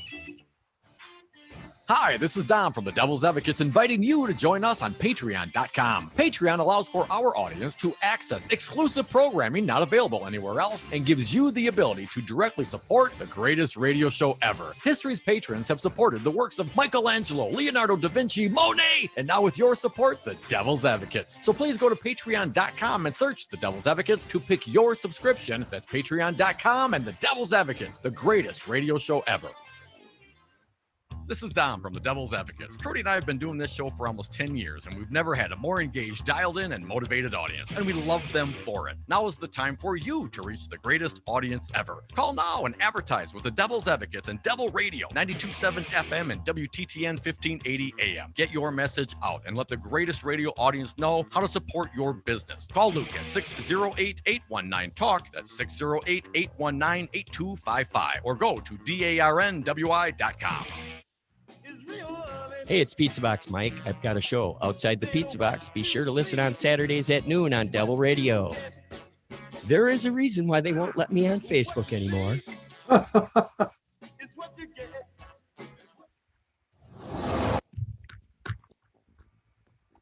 For Devil Radio, 92.7 FM and WTTN 1580 AM. I'm Luke Mathers with your headlines for Tuesday, May 11th. Last month, a Dane County Circuit judge dissolved 2 contracts between GOP lawmakers and their redistricting lawyers after ruling state law did not allow them to hire the attorneys yet because no redistricting lawsuit has been filed to date. Yesterday, Judge Elke declined the lawmakers' attempt to stay the decision while they seek to appeal his ruling. The case will now go before the District 3 Court of Appeals in Wausau. Yesterday, the author of a proposal in the Wisconsin legislature that would mandate the national anthem to be played at any venue that has received funding from Wisconsin taxpayers vigorously defended his proposal against claims of forced patriotism. The proposal does not have any enforcement language, so it is unclear of the consequences if a venue that received taxpayer funds did not play the anthem before a sporting event. You're listening to Devil Radio 92.7 FM and WTTN 1580 AM.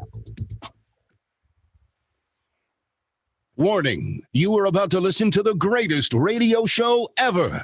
And due to contractual obligations and to shield our airwaves corporate licensees from any semblance of liability, responsibility, and gullibility, we must tell you the views represented on this show are not necessarily those of this station or its management. This radio show contains differing points of view on current political topics, and due to the nature of its contents, it should be heard by everyone.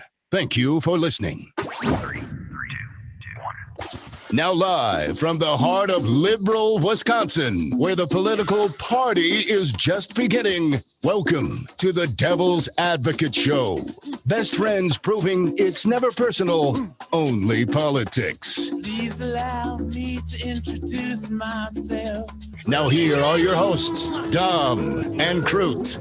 Welcome back to the Devil's Advocates Radio Show. Dominic, we are sliding into the Tuesday happy hour, 4 o'clock happy hour, and I'm happy to announce we got a fine guest live via Zoom.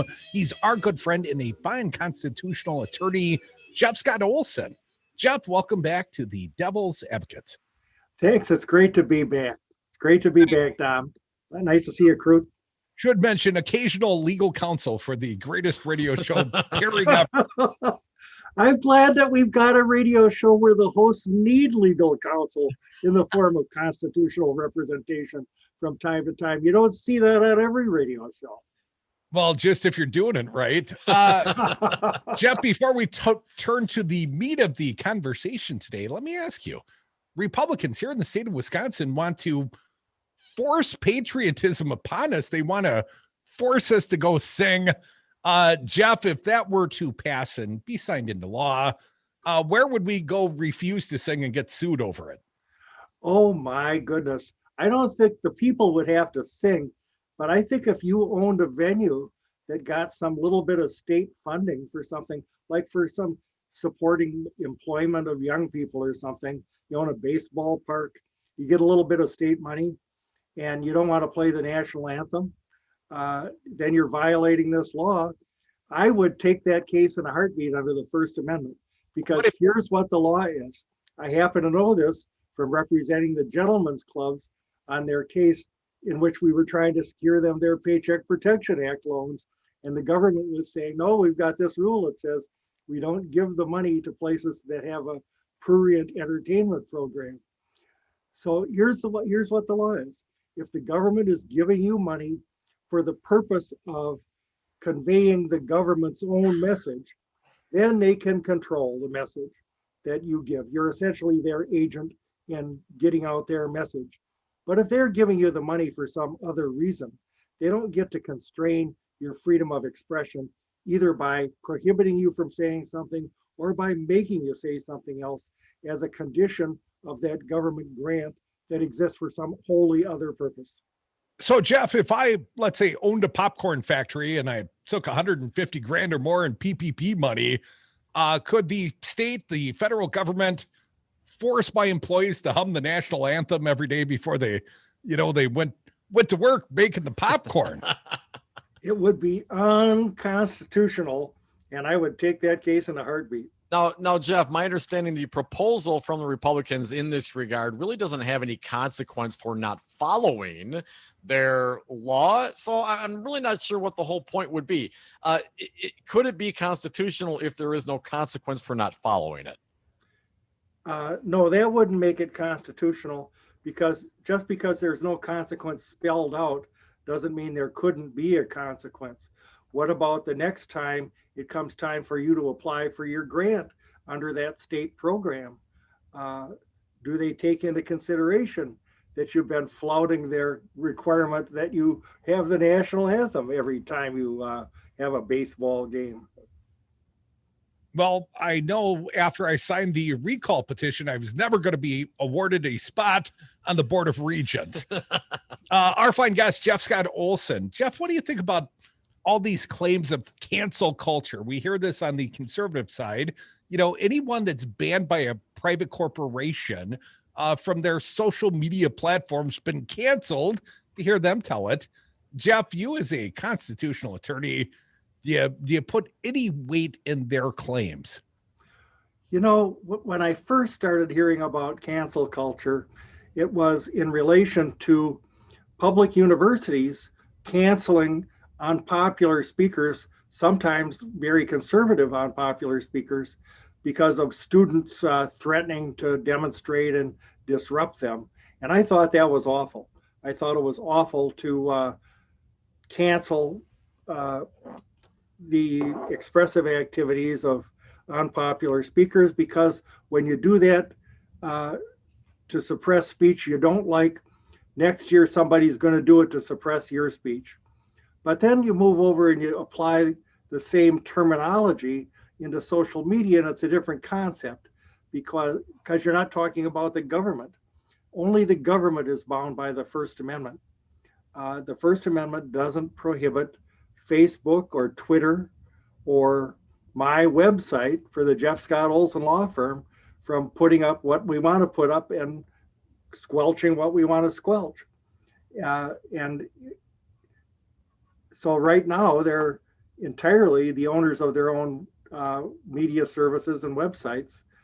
And if that's going to change, it's going to change by some kind of court action or legislative action that does something like apply a monopoly or a common carrier analogy to them and says, if you're going to be a common carrier like a railroad, you have to let everybody ride because you're the only way to get from Omaha to San Francisco.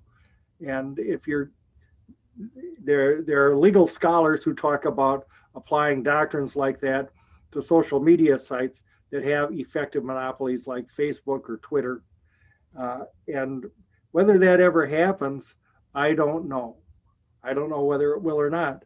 And if it does, where do you draw the line between speech that is simply espousing a conservative cause that you would want to be permitted on an even-handed website if it's a common carrier, and speech that is inciting an insurrection that could lead to violence, property destruction, injury, and death? Well, somebody's going to have to be sitting there doing that if you are compelling these people to carry speech they disagree with. Jeff, if I only weren't yoked by the FCC, we'd have a hell of a lot of fun around here. Our guest, Jeff Scott Olson. Jeff, we had something of a First Amendment case at the Wisconsin State Capitol once upon a time. My little buddy got arrested while, working as a journalist of sorts. And you made a federal case of it, and you were victorious. And we had a glorious victory over the man party. But you sued on behalf of my buddy Dominic. You sued the Capitol cops, the ones that arrested him. And Jeff, I want to ask you about the qualified immunity. Now, we've talked about qualified immunity in regards to cops basically getting a get out of jail free card. But effectively, we want qualified immunity for these cops. You don't want my buddy suing an individual cops for, reimbursement or punitive damages. You want him suing the entire state of Wisconsin. That's when you get the big paydays, isn't it, Jeff? Can't we do both, Jeff? I am so glad you guys brought this up. I don't get a brilliant idea very often, but I've got one when it comes to qualified immunity. Now, I agree with you fellas, or at least you, Crudy. I don't want to be dipping into the pockets of the individual cops. I want to be paid by their employers the municipalities and their insurance companies or the state of Wisconsin, because that's where the money is, and because I think that's where we're going to get real police reform, is by putting the financial pressure on the entities that are in a position to change policies and change training. So what do? How can we change qualified immunity unless we do it on a national level? There are efforts all over the country to do it on a state level, and they're mainly trying to do it by creating new causes of action under state law that are going to relegate you to state court. I've got a different idea.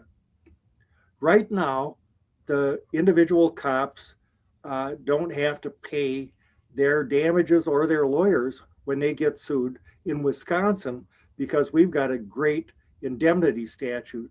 It requires the government, whether a municipality, a county, or the state, to pay the lawyers and to pay any judgment or settlement where cops get sued for things they do in the scope of their employment. Any public employee gets the benefit of that indemnity statute. So what if we said, fine, you got your individual qualified immunity as an individual defendant that you can claim if you want to, but it's an affirmative defense, and you also have the right to waive it. And what if we tweaked our indemnity statute on the state level and said, you only get indemnified under state law, you only get the government to pay for your defense and pay the damages or settlement if you waive the defense of qualified immunity. If you want to cling to that defense of qualified immunity, you don't get the benefit of the indemnity statute. You got to pay your own lawyer, pay your own damages and settlement. Every cop would waive qualified immunity, and we would essentially do away with it in the state of Wisconsin. Folks, you're listening to the Devil's Advocates radio show. Jeff Scott Olson, our fine counsel, for about 90 more seconds. Jeff, I want to talk to briefly about to address comply or die, the use of deadly force by police. It hasn't always been like this, Jeff. Do you think we're going overboard, and what do you think can be done to rein that in? Well, there are aspects of police training that are different in other countries, in particular in Europe, that I really disagree with. And one of them is, if deadly force is authorized, there's no limit to the amount of deadly force that is authorized. And you just keep pulling that trigger until you're out of bullets, essentially. And I think that has changed. Things used to be different, and they should be different again. Jeff Scott Olson, I understand you got a lawsuit brewing on our behalf, at least a legal defense. Yes, when are we going to roll that out to the public? I'm going to be looking at the way they treated the state legislators who were doing essentially the same thing you were, and seeing if we can make an equal protection claim out of that. Well, as long as there's a payday and maybe some green M&Ms and a mason jar at the end. Jeff Scott Olson, our fine attorney, been missing you, Jeff. Can't wait to get sued again and hire you again. We'll talk real soon, I suspect. Come back with us. More Devil's Advocates. Thanks, Jeff.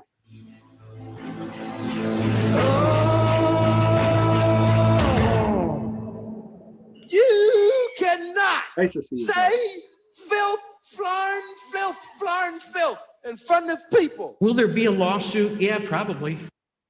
Hi, this is Brad from Zero Res. If you need someone to help with your carpet cleaning, business or residence, please give us a call. We have the best system available and an amazing team of friendly technicians. Call us at 848-9000 or schedule online at zeroresmadison.com.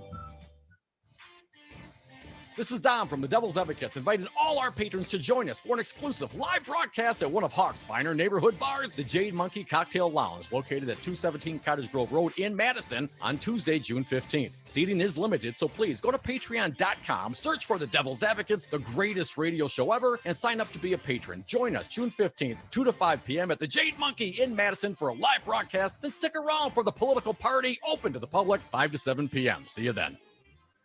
My name is Rocker, and this is my vodka. Rocker Vodka is distilled right here in Madison, made from corn and gluten-free. Find Rocker Vodka at Woodman's, Festival Foods, Trixie's Liquor, Star Liquor, Steve's Liquor, Willie Street Co-op, Total Wine, Vic Pierce, Miller's Market, Cambridge Cooler. Find more at rockervodka.com. It's yummy. Must be 21. Please drink responsibly. Hi, this is Gordy from Kopke's Greenhouse, inviting you to visit our flower farm. We are located 2 miles northeast of Oregon on Sand Hill Road in the beautiful town of Dunn. We offer an amazing line of flowering annuals and perennials, as well as a great selection of vegetables and herbs, including our own homegrown organics line. Check us out on the web at kopkesgreenhouse.com. That's Kopkes greenhouse.com. Make some room on your home screen for the greatest radio app ever. Check out the Devil Radio app in the Apple and Google Play stores today and stream the greatest radio station ever wherever you go. The Devil Radio app, streaming 24/7 right from your smartphone. Oh, Devil Radio. Good thing I brought my horns.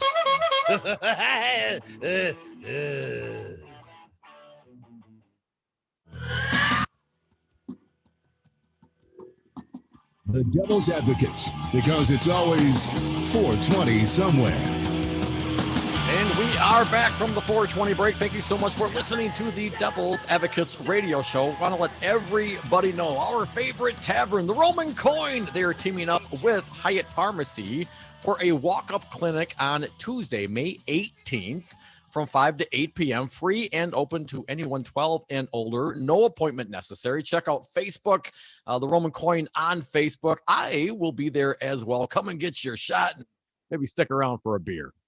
Dominic, want to thank our most recent guest, the most interesting attorney we know. Sure. He looks like the guy from the Dos Equis ads, doesn't he? He's got the COVID hair going as well. Very interesting man. Jeff Scott Olson, our fine counsel. And yes, we are scheming with Jeff behind the scenes. We'll go public soon, but I see a lawsuit coming down. My arm is broken. 844-967-2789. We're going to the phones. Be patient for a moment, Steve. You'll be next. But I had to report something before our next fine guest, Tom. We've got Alex Lasry, a Democrat running for the U.S. Senate, wants to beat up Ron Johnson. Rhetorically, he joins us at 4:30. But I know a guy who dreamed about being a president. And he was the former governor of the state of Wisconsin. He had a short-lived presidential campaign, but the UrbanMilwaukee.com online daily reports the wanker has finally retired the campaign debt from the Our American Revival PAC. Our American Revival spent $7.7 million. That wasn't even the only PAC he had on Scott Walker's ill-fated run for president.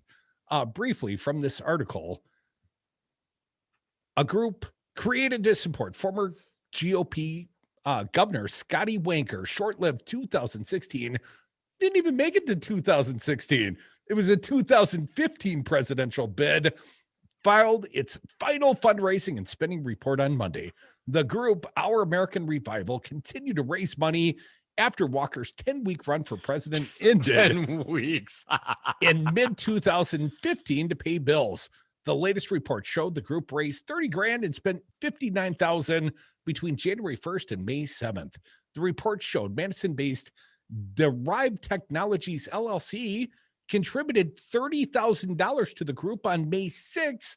The registered agent for Derived Technologies is Keith Gilks, who ran Walker's 2009 campaign for governor and served as his chief of staff and helped him coordinate illegally under Wisconsin state law. That's Cody's input there. He also ran Walker's Super PAC, the unintimidated PAC, when Walker was running for president. Most of the spending, about $52,000, was for legal fees to Ashby Law in Alexandria, Virginia. The American Revival was a tax-exempt 527 group regulated by the U.S. Internal Revenue Service that could raise and spend unlimited amounts of cash from wealthy special interest. And periodic fundraising and spending reports filed by the group with the IRS between 2015, when it was created, and ending this month showed that it raised a total of $7.8 million and spent about $7.7 million. It's a lot of money to poll 0.0 in Iowa, Dom. For a 10-week campaign? The guy didn't make it to the Iowa caucuses. Well, let's not forget, Our American Revival was the shadow campaign in waiting, Dom. Right. Which was in violation of FEC regulations. But, we all know that's toothless.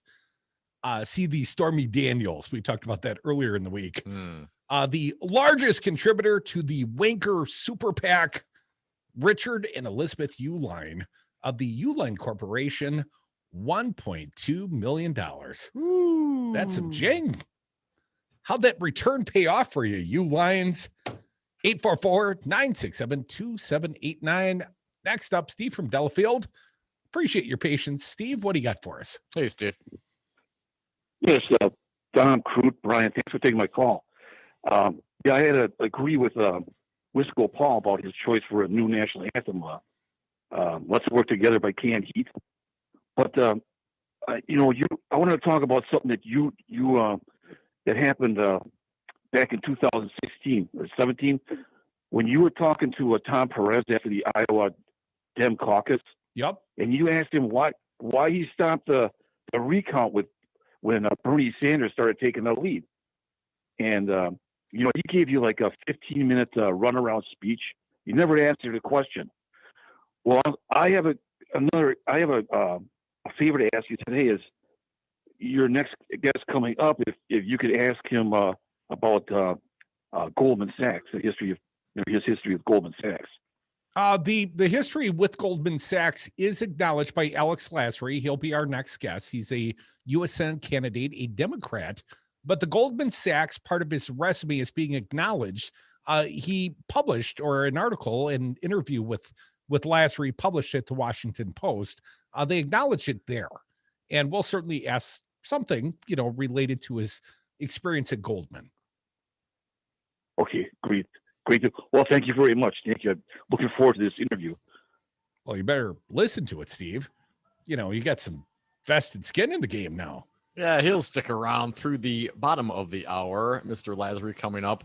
Crudy, the Republicans in the state of Wisconsin, tomorrow they're having a vote, right? Are they going to kick out their number 3, or are they not, right? Liz Cheney is on the block. What are they going to do? Well, apparently at least 4 of 5 Wisconsin Republicans say they will vote to oust Liz Cheney, including Mike Gallagher, who supported her last time around.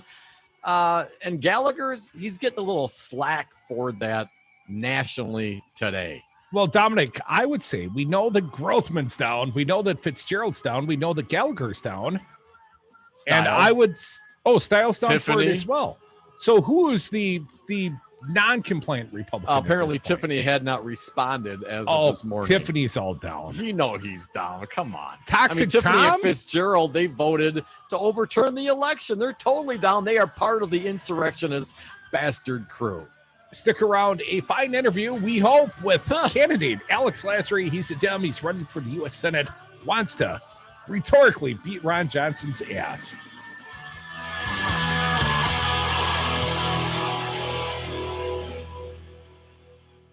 We're a party that believes in the American people, not the federal government. What would you say you do here? Having a great time. Wow, that's messed up.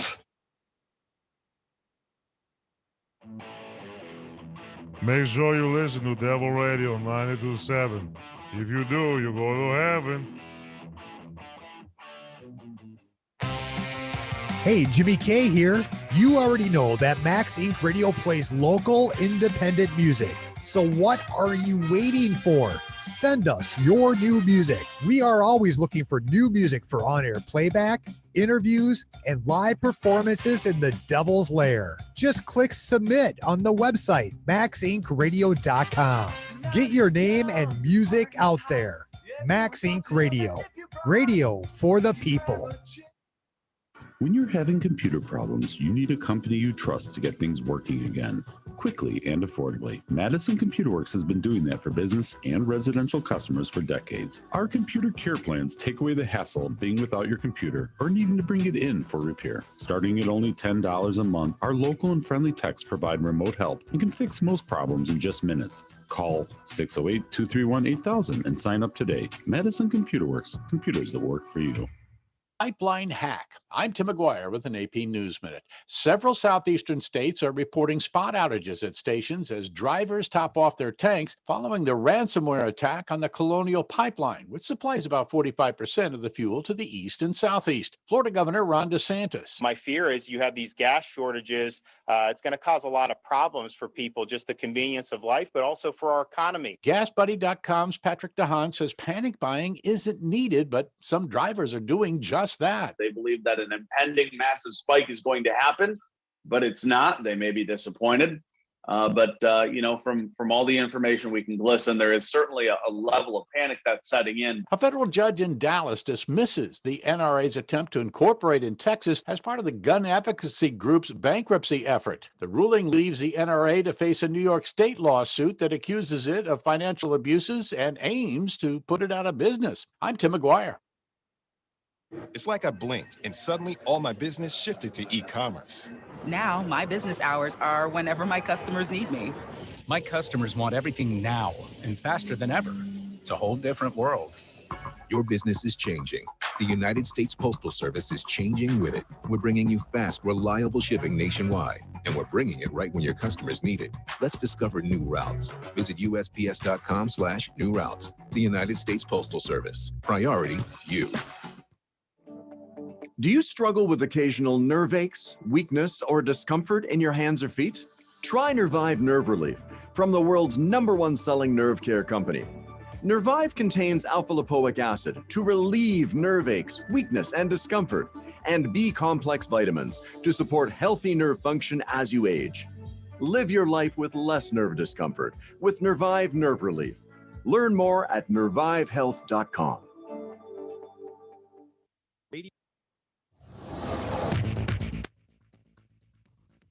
For Devil Radio 92.7 FM and WTTN 1580 AM, I'm Luke Mathers with your headlines for Tuesday, May 11th.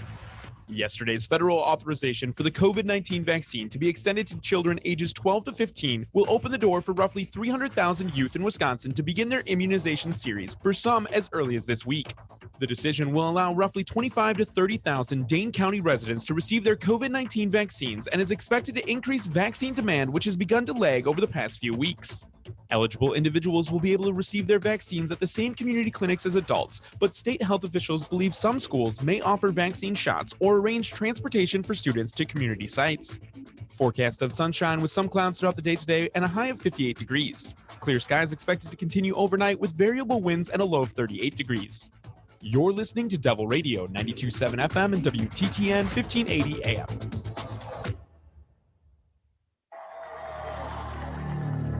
I am a real American, fight for the rights of every man. I don't know if you know the Devil's Advocates, but they are kind of a big deal. Fight for what's right, fight for your life. Welcome back to the Devil's Advocates Radio Show, the 4 o'clock happy hour. It rolls on. Dominic, we've been joined by a fine guest live via phone. We welcome back U.S. Senatorial candidate Alex Lasry. He's a Democrat. You know him, you love him. Welcome back, Alex. Thanks for having me. Thanks, Alex. Alex, I got to tell you, I was completely impressed by the fact you got the statewide Teamsters endorsement. This is nearly unprecedented. The year before the election, that's no small accomplishment. Alex, I talked to a few of my Teamsters buddies, and they are more than impressed with you, sir. So first and foremost, congratulations. Statewide, the Teamsters in Wisconsin have endorsed your campaign. What do you think it is about your campaign that is so appealing to labor? Well, look, it's an honor to have the Teamsters as the first labor group to an organization to endorse us. And I think what it's really showing is that all the things that we're talking about and what we've actually been able to do is speaking to labor. The fact that, we're constantly talking about the PRO Act and how what we need to do is make sure that we make it easier and more accessible for unions, but that we're also not just talking about that. When you look at what we've been able to do at Fiserv Forum and in the Deer District, what we've been able to do and show is that we're not just talking about these issues, we're actually doing that. And so, we've become one of the most accessible arenas in the country to allow for unions to be able to organize. And the second that they get that they have their 51%, we've recognized and gone to the bargaining table. When you look at our campaign, we became the first campaign, I think, in the country. So, you'd have to fact check me on that, but I'm pretty sure we're one of the first in the country to have our campaign staff unionized. And again, they showed us the card, we immediately recognized. And so, this is what we're talking about. You can't just say that you believe in unions and not then actually do it. And we have said, like, hey, unions are great.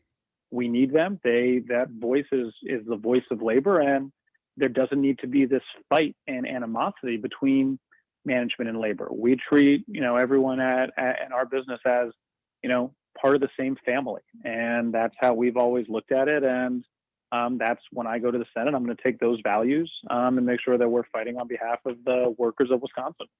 Alex, I did take note of the fact that your campaign had unionized as the candidate, and this is obviously something sort of new to campaigns, but, did your campaign director come approach you? How does this happen as the candidate? How did they tell you they wanted to unionize, sir?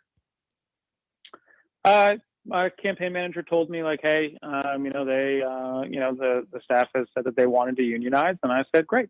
If that's what they want to do, that's their voice, and let's do that. And so, I think they, ended up being approached by IBEW, and we're really excited. I think this is, again, everything that we're trying to talk about and show that, like, we actually practice the values that we're preaching, which is, I think unique in politics, but that's what we're showing is, hey, look, if you say you believe in unions and you think they're good for workers and good for this country, you have to, make sure that you're practicing what you're preaching. And the second they said, hey, we want to do this, we said, great, let's get to the bargaining table.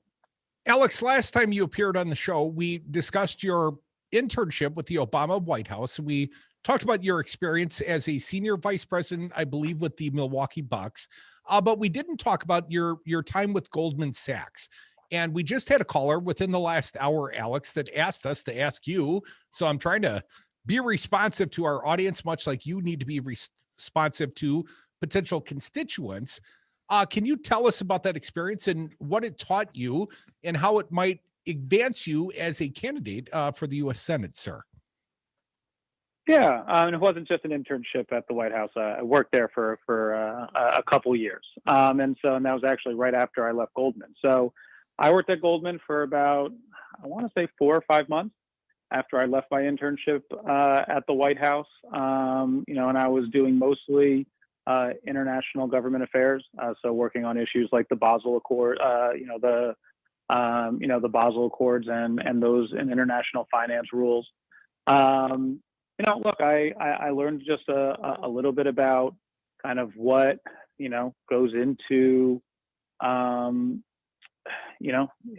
international finance and kind of what's moving markets and what kind of businesses are looking for from, whether it's from regulations and then also just kind of how it works and kind of what some of the things that they might say that they're looking for that they don't actually, need, that they're pushing on. And so we kind of learned a little bit about how it worked. And but the second I had the chance to, leave and go back to the White House and get back into public service, I wanted to make sure I did that. It was, that's where kind of my heart, my passion was. And so the second I was able to, I made sure that I was able to, jump back and get back into public service. Folks, you're listening to the Devil's Advocates radio show. Alex Lasry, a U.S. Senatorial candidate from the great state of Wisconsin, joining us on the phone. Alex, great to talk to you again. Let me ask you real quick in regards to your financial experience. President Biden has proposed like a global tax. What are your thoughts on that?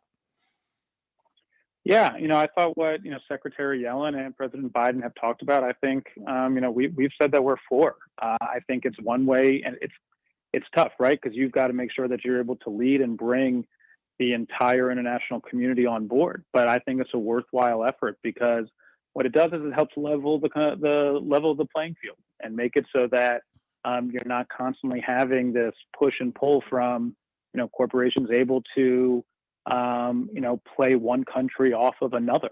And I think that's something that's important to make sure that we're able to actually level the competitive playing field.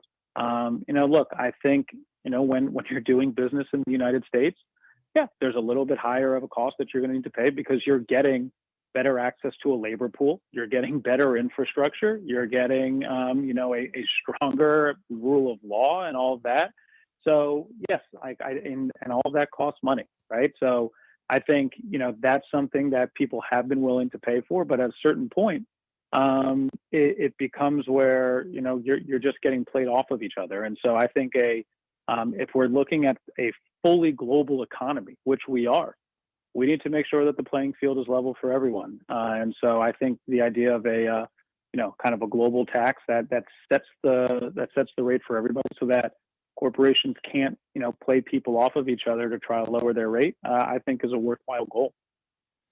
I guess along that same vein, Alex, certainly the president's talked about raising the corporate tax rates from 21 to 28%. Obviously, it's been higher than that, up to 35, or obviously go back in history, it's been higher than that. What do you think is a reasonable, quote unquote, corporate tax rate for this country? Look, I think what President Biden has proposed is a great idea, but I almost would want to go a step further. It's something that I know we've been talking about since the beginning of our campaign, and Bernie even had proposed something a little bit similar, which is making a corporation, is basically saying, hey, you can't get a tax cut unless you're doing things that are investing in this country.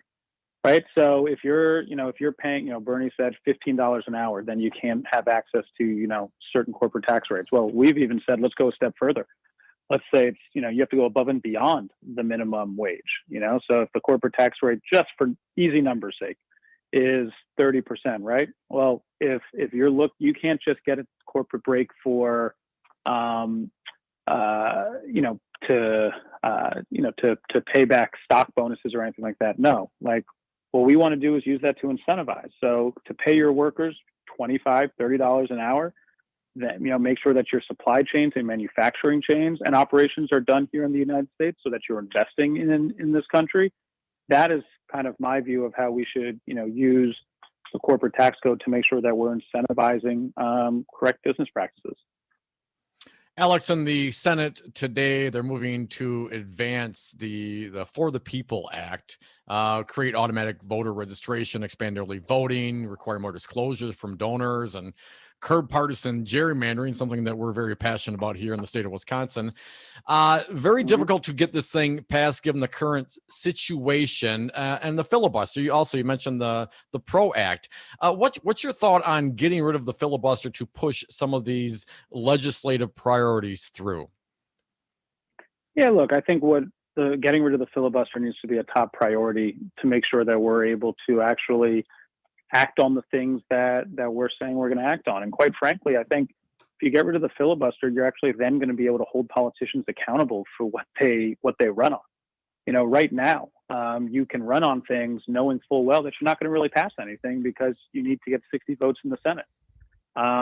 That doesn't hold any of the elected officials that are running accountable. And it's a, classic Washington game and something that politicians love, because then they don't actually have to take, the vote or actually have to have the ball in their hands.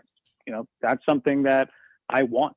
I want to be able to take those tough votes for the people of Wisconsin to make sure that we're able to actually accomplish things. And then in the next election, voters can decide if they like what you did or if they didn't. But quite frankly, the filibuster right now is a way for politicians to not have to hold themselves accountable. And it's why I think people are getting so frustrated, because every election we say, hey, elect us, we'll do this. And then we get elected and we can't do anything because of this arbitrary 60 vote threshold. We get rid of that, we can then do the things that we promised. And then in the next election, I think voters will reward us for actually having accomplished a lot of the things that they want. Our fine guest, Democratic Senatorial candidate Alex Lasry. Alex, you had a pretty comprehensive interview published at the Washington Post yesterday, and I read that article and the interview, and a lot of the focus was on the social justice work that you've done on behalf of the Milwaukee Bucks franchise and as on behalf of yourself as well, sir. But let's talk about the Sterling Brown settlement.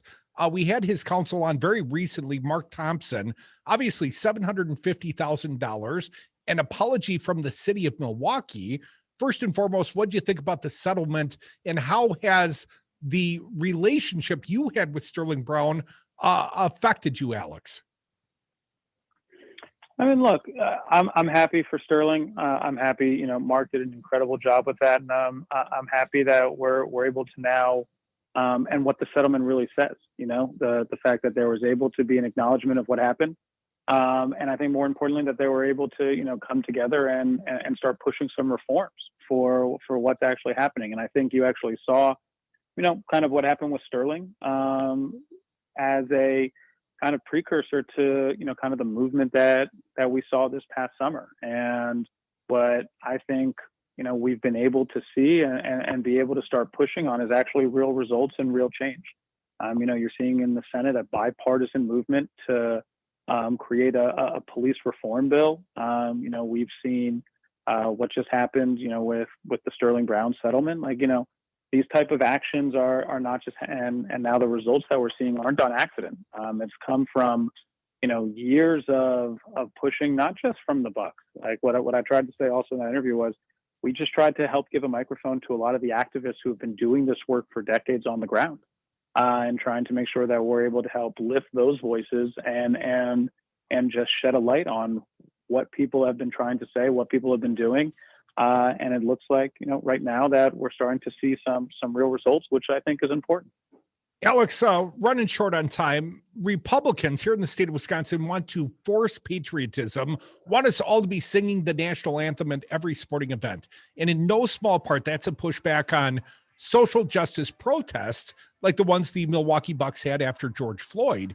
You think it's appropriate for sports franchises to participate? We've got 1 minute left, Alex.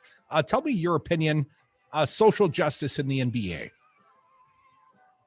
Yeah, I mean, look, I love I very much enjoy the national anthem being played before games. It's something that, that has been a part of games for, since all I can remember. I've enjoyed it, but I also think it's also a great place to be able to protest if you need, and to be able to say what you want, and to be able, and I think we saw what we were able to do this past summer, when, everyone was kneeling, and, I think what we saw with Colin Kaepernick, there have been real pushes and real uses of that for, I think, moving this country forward and being able to shine a light on and bring forward injustices that people have felt. And so, I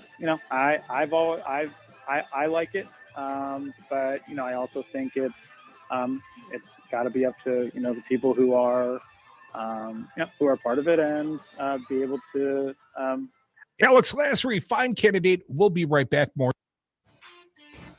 This is Dom from the Devil's Advocates, inviting all our patrons to join us for an exclusive live broadcast at one of Hawk's finer neighborhood bars, the Jade Monkey Cocktail Lounge, located at 217 Cottage Grove Road in Madison on Tuesday, June 15th. Seating is limited, so please go to patreon.com, search for the Devil's Advocates, the greatest radio show ever, and sign up to be a patron. Join us June 15th, 2 to 5 p.m. at the Jade Monkey in Madison for a live broadcast. Then stick around for the political party, open to the public, 5 to 7 p.m. See you then.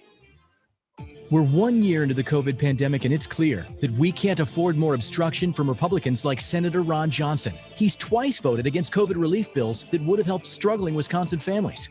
We can and we must provide people the relief they need to take care of their families. Together, we can create a better future. Text ACT to 668-366 to join Move On. Message and data rates may apply. MoveOn.org. Political action paid for and is responsible for the content of this advertising. Poll.moveon.org. Not authorized by any candidate or candidates committee.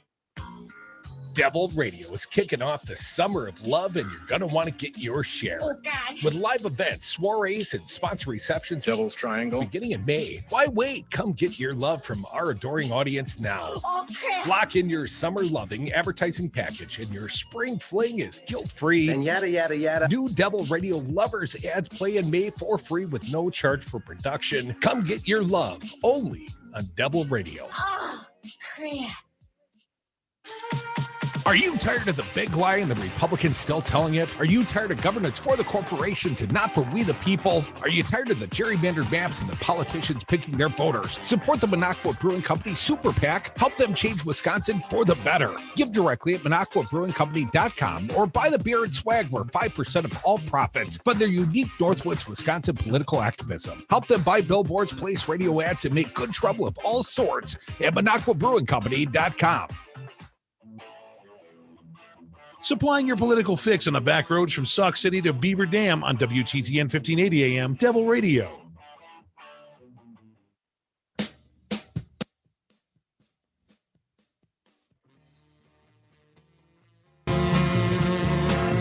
The Devil's Advocates. Political commentary from the back of the class. We are back. Thank you for listening to the Devil's Advocates radio show. Last segment of the day. If you got something to say, pick up the phone. Hit us up right now. Toll-free talk or text at 844-967-2789. Dominic, want to thank our most recent guest featured last night in the I guess it was the Washington Post. Featured today on the Devil's Advocates, Alex Lasry. Had to cut him a little bit short. Normally we ask for the website, Alex Lasry, LASRY.com. If you'd like to support his campaign, find him at alexlasry.com. But Dominic, here's a very important point relating to the Bucks and sports and COVID. Now, you're a glass half empty sort of guy, and I'm a glass half full sort of guy. Yeah. So what do you think when the Brewers and the Bucks make the announcement today, and the announcement has been made? Capacity at the stadium now 50%. Nice. Is it half full or half empty, Salvia? Oh, it's half empty, man. No, it's half full. What are you talking about? I try to be positive. I know it makes me feel better to be positive, but sometimes, you know, reality kicks your ass. I thought you were going to say it makes you cringe to be positive. No, man, not at all. I was able to take in a Brewer game, I guess last weekend, two weekends ago. You and Mad Dog, right? Yeah, Maggie, Dawn, and I went to the game, and we had a blast. It was great to catch up again. And it was obviously perhaps at 25% capacity. And we were spread out. It was a beautiful, like 80-degree sunny day. It was a great day for baseball. But I got to be honest, man, I like being able to like spread out. And as the sun creep towards us, we, kind of backed up a little bit to stay out of the sun because it was actually a little too hot. But no, it'd be great to get up to 50% capacity. That's a great sign. I'm looking forward to more people getting their vaccines. And as we continue to make these very specific, purposeful efforts, we will be able to get back to that sense of normalcy that we all crave so very much. What they call that? Man spreading, where you throw your knees out about 4 feet wide. Man needs some room. Mine are about 3 feet. Come on, man. 844-967-2789. Our pal Pizza the Box. Welcome back, Michael. What do you got? Hey, Pizza Box. That is so cool that you guys got us some Bucks tickets coming up here, right? Well, we should have asked that question on the air. It's harder to say right, no. The pressure matters then. Maybe once he wins the Senate seat, if he is fortunate enough to win, talking about Alex Lasry, he's a Bucks executive. But the former senator, my first Bucks game, first one I ever went to, was in Herb Cole's box. You just got to know the owner, apparently, Pizza Box. I can't believe you didn't strike that deal before he came on the show. I thought you were a businessman. I've been busy, Michael. I've been busy, man. Come on, he's a journalist. Hey, I will say this. Everybody thought that Herb Cole was a pretty good senator, and I'd have to agree for the most part. But I think this guy would be even better, man. What do you think? I like Alex so far.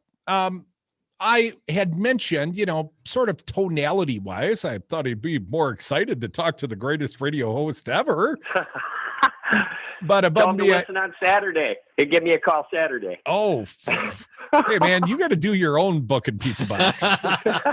But other than it was a conversational tone, and we get hyped up. So if Alex was in studio, and I'm sure he'll come round, but when Alex comes in studio, it's going to be jumping jacks before you go on the air. That's what we do to people. Pep up. It's a radio show. We're having fun around here. So anyways, I'd pep them up a little bit.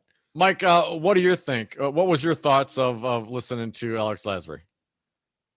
Hey, man, anytime you're talking unions and labor and supporting people that work for you, that's a great start right there, isn't it?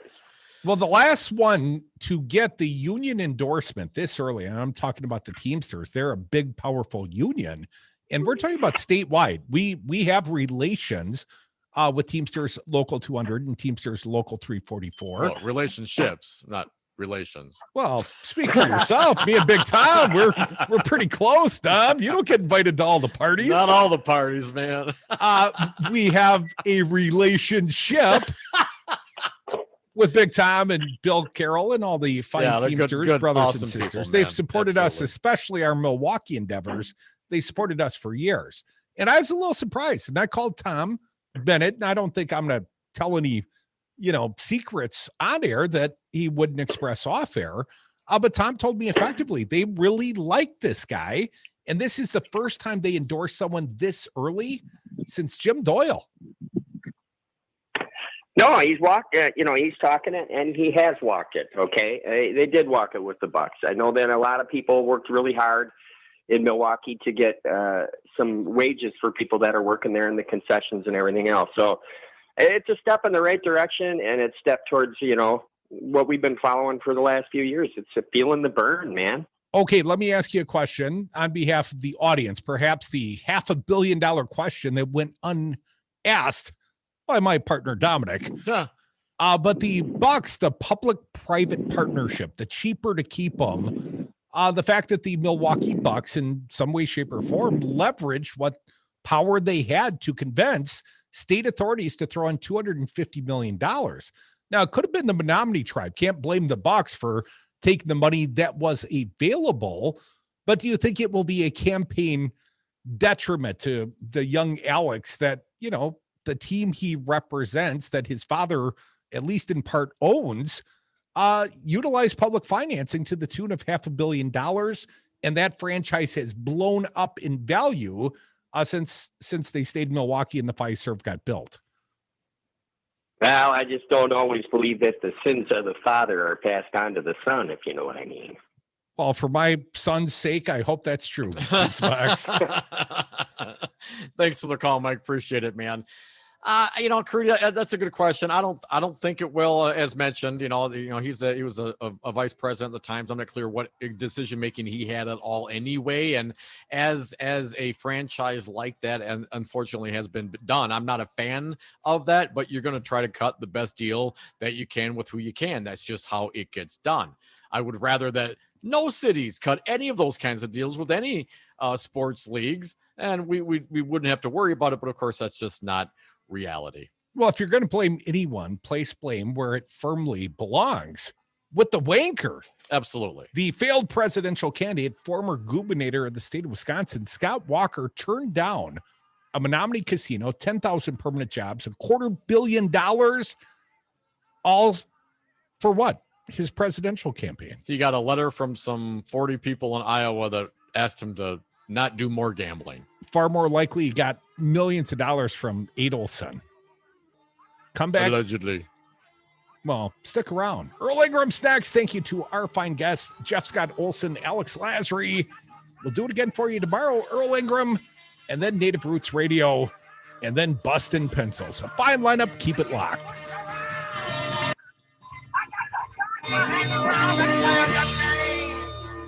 I have a greater responsibility than you can possibly fathom. Brain, say your prayers, eat your vitamins, be true to yourself, true to your country, be a real American. I would rather you just said thank you and went on your way. So thank you.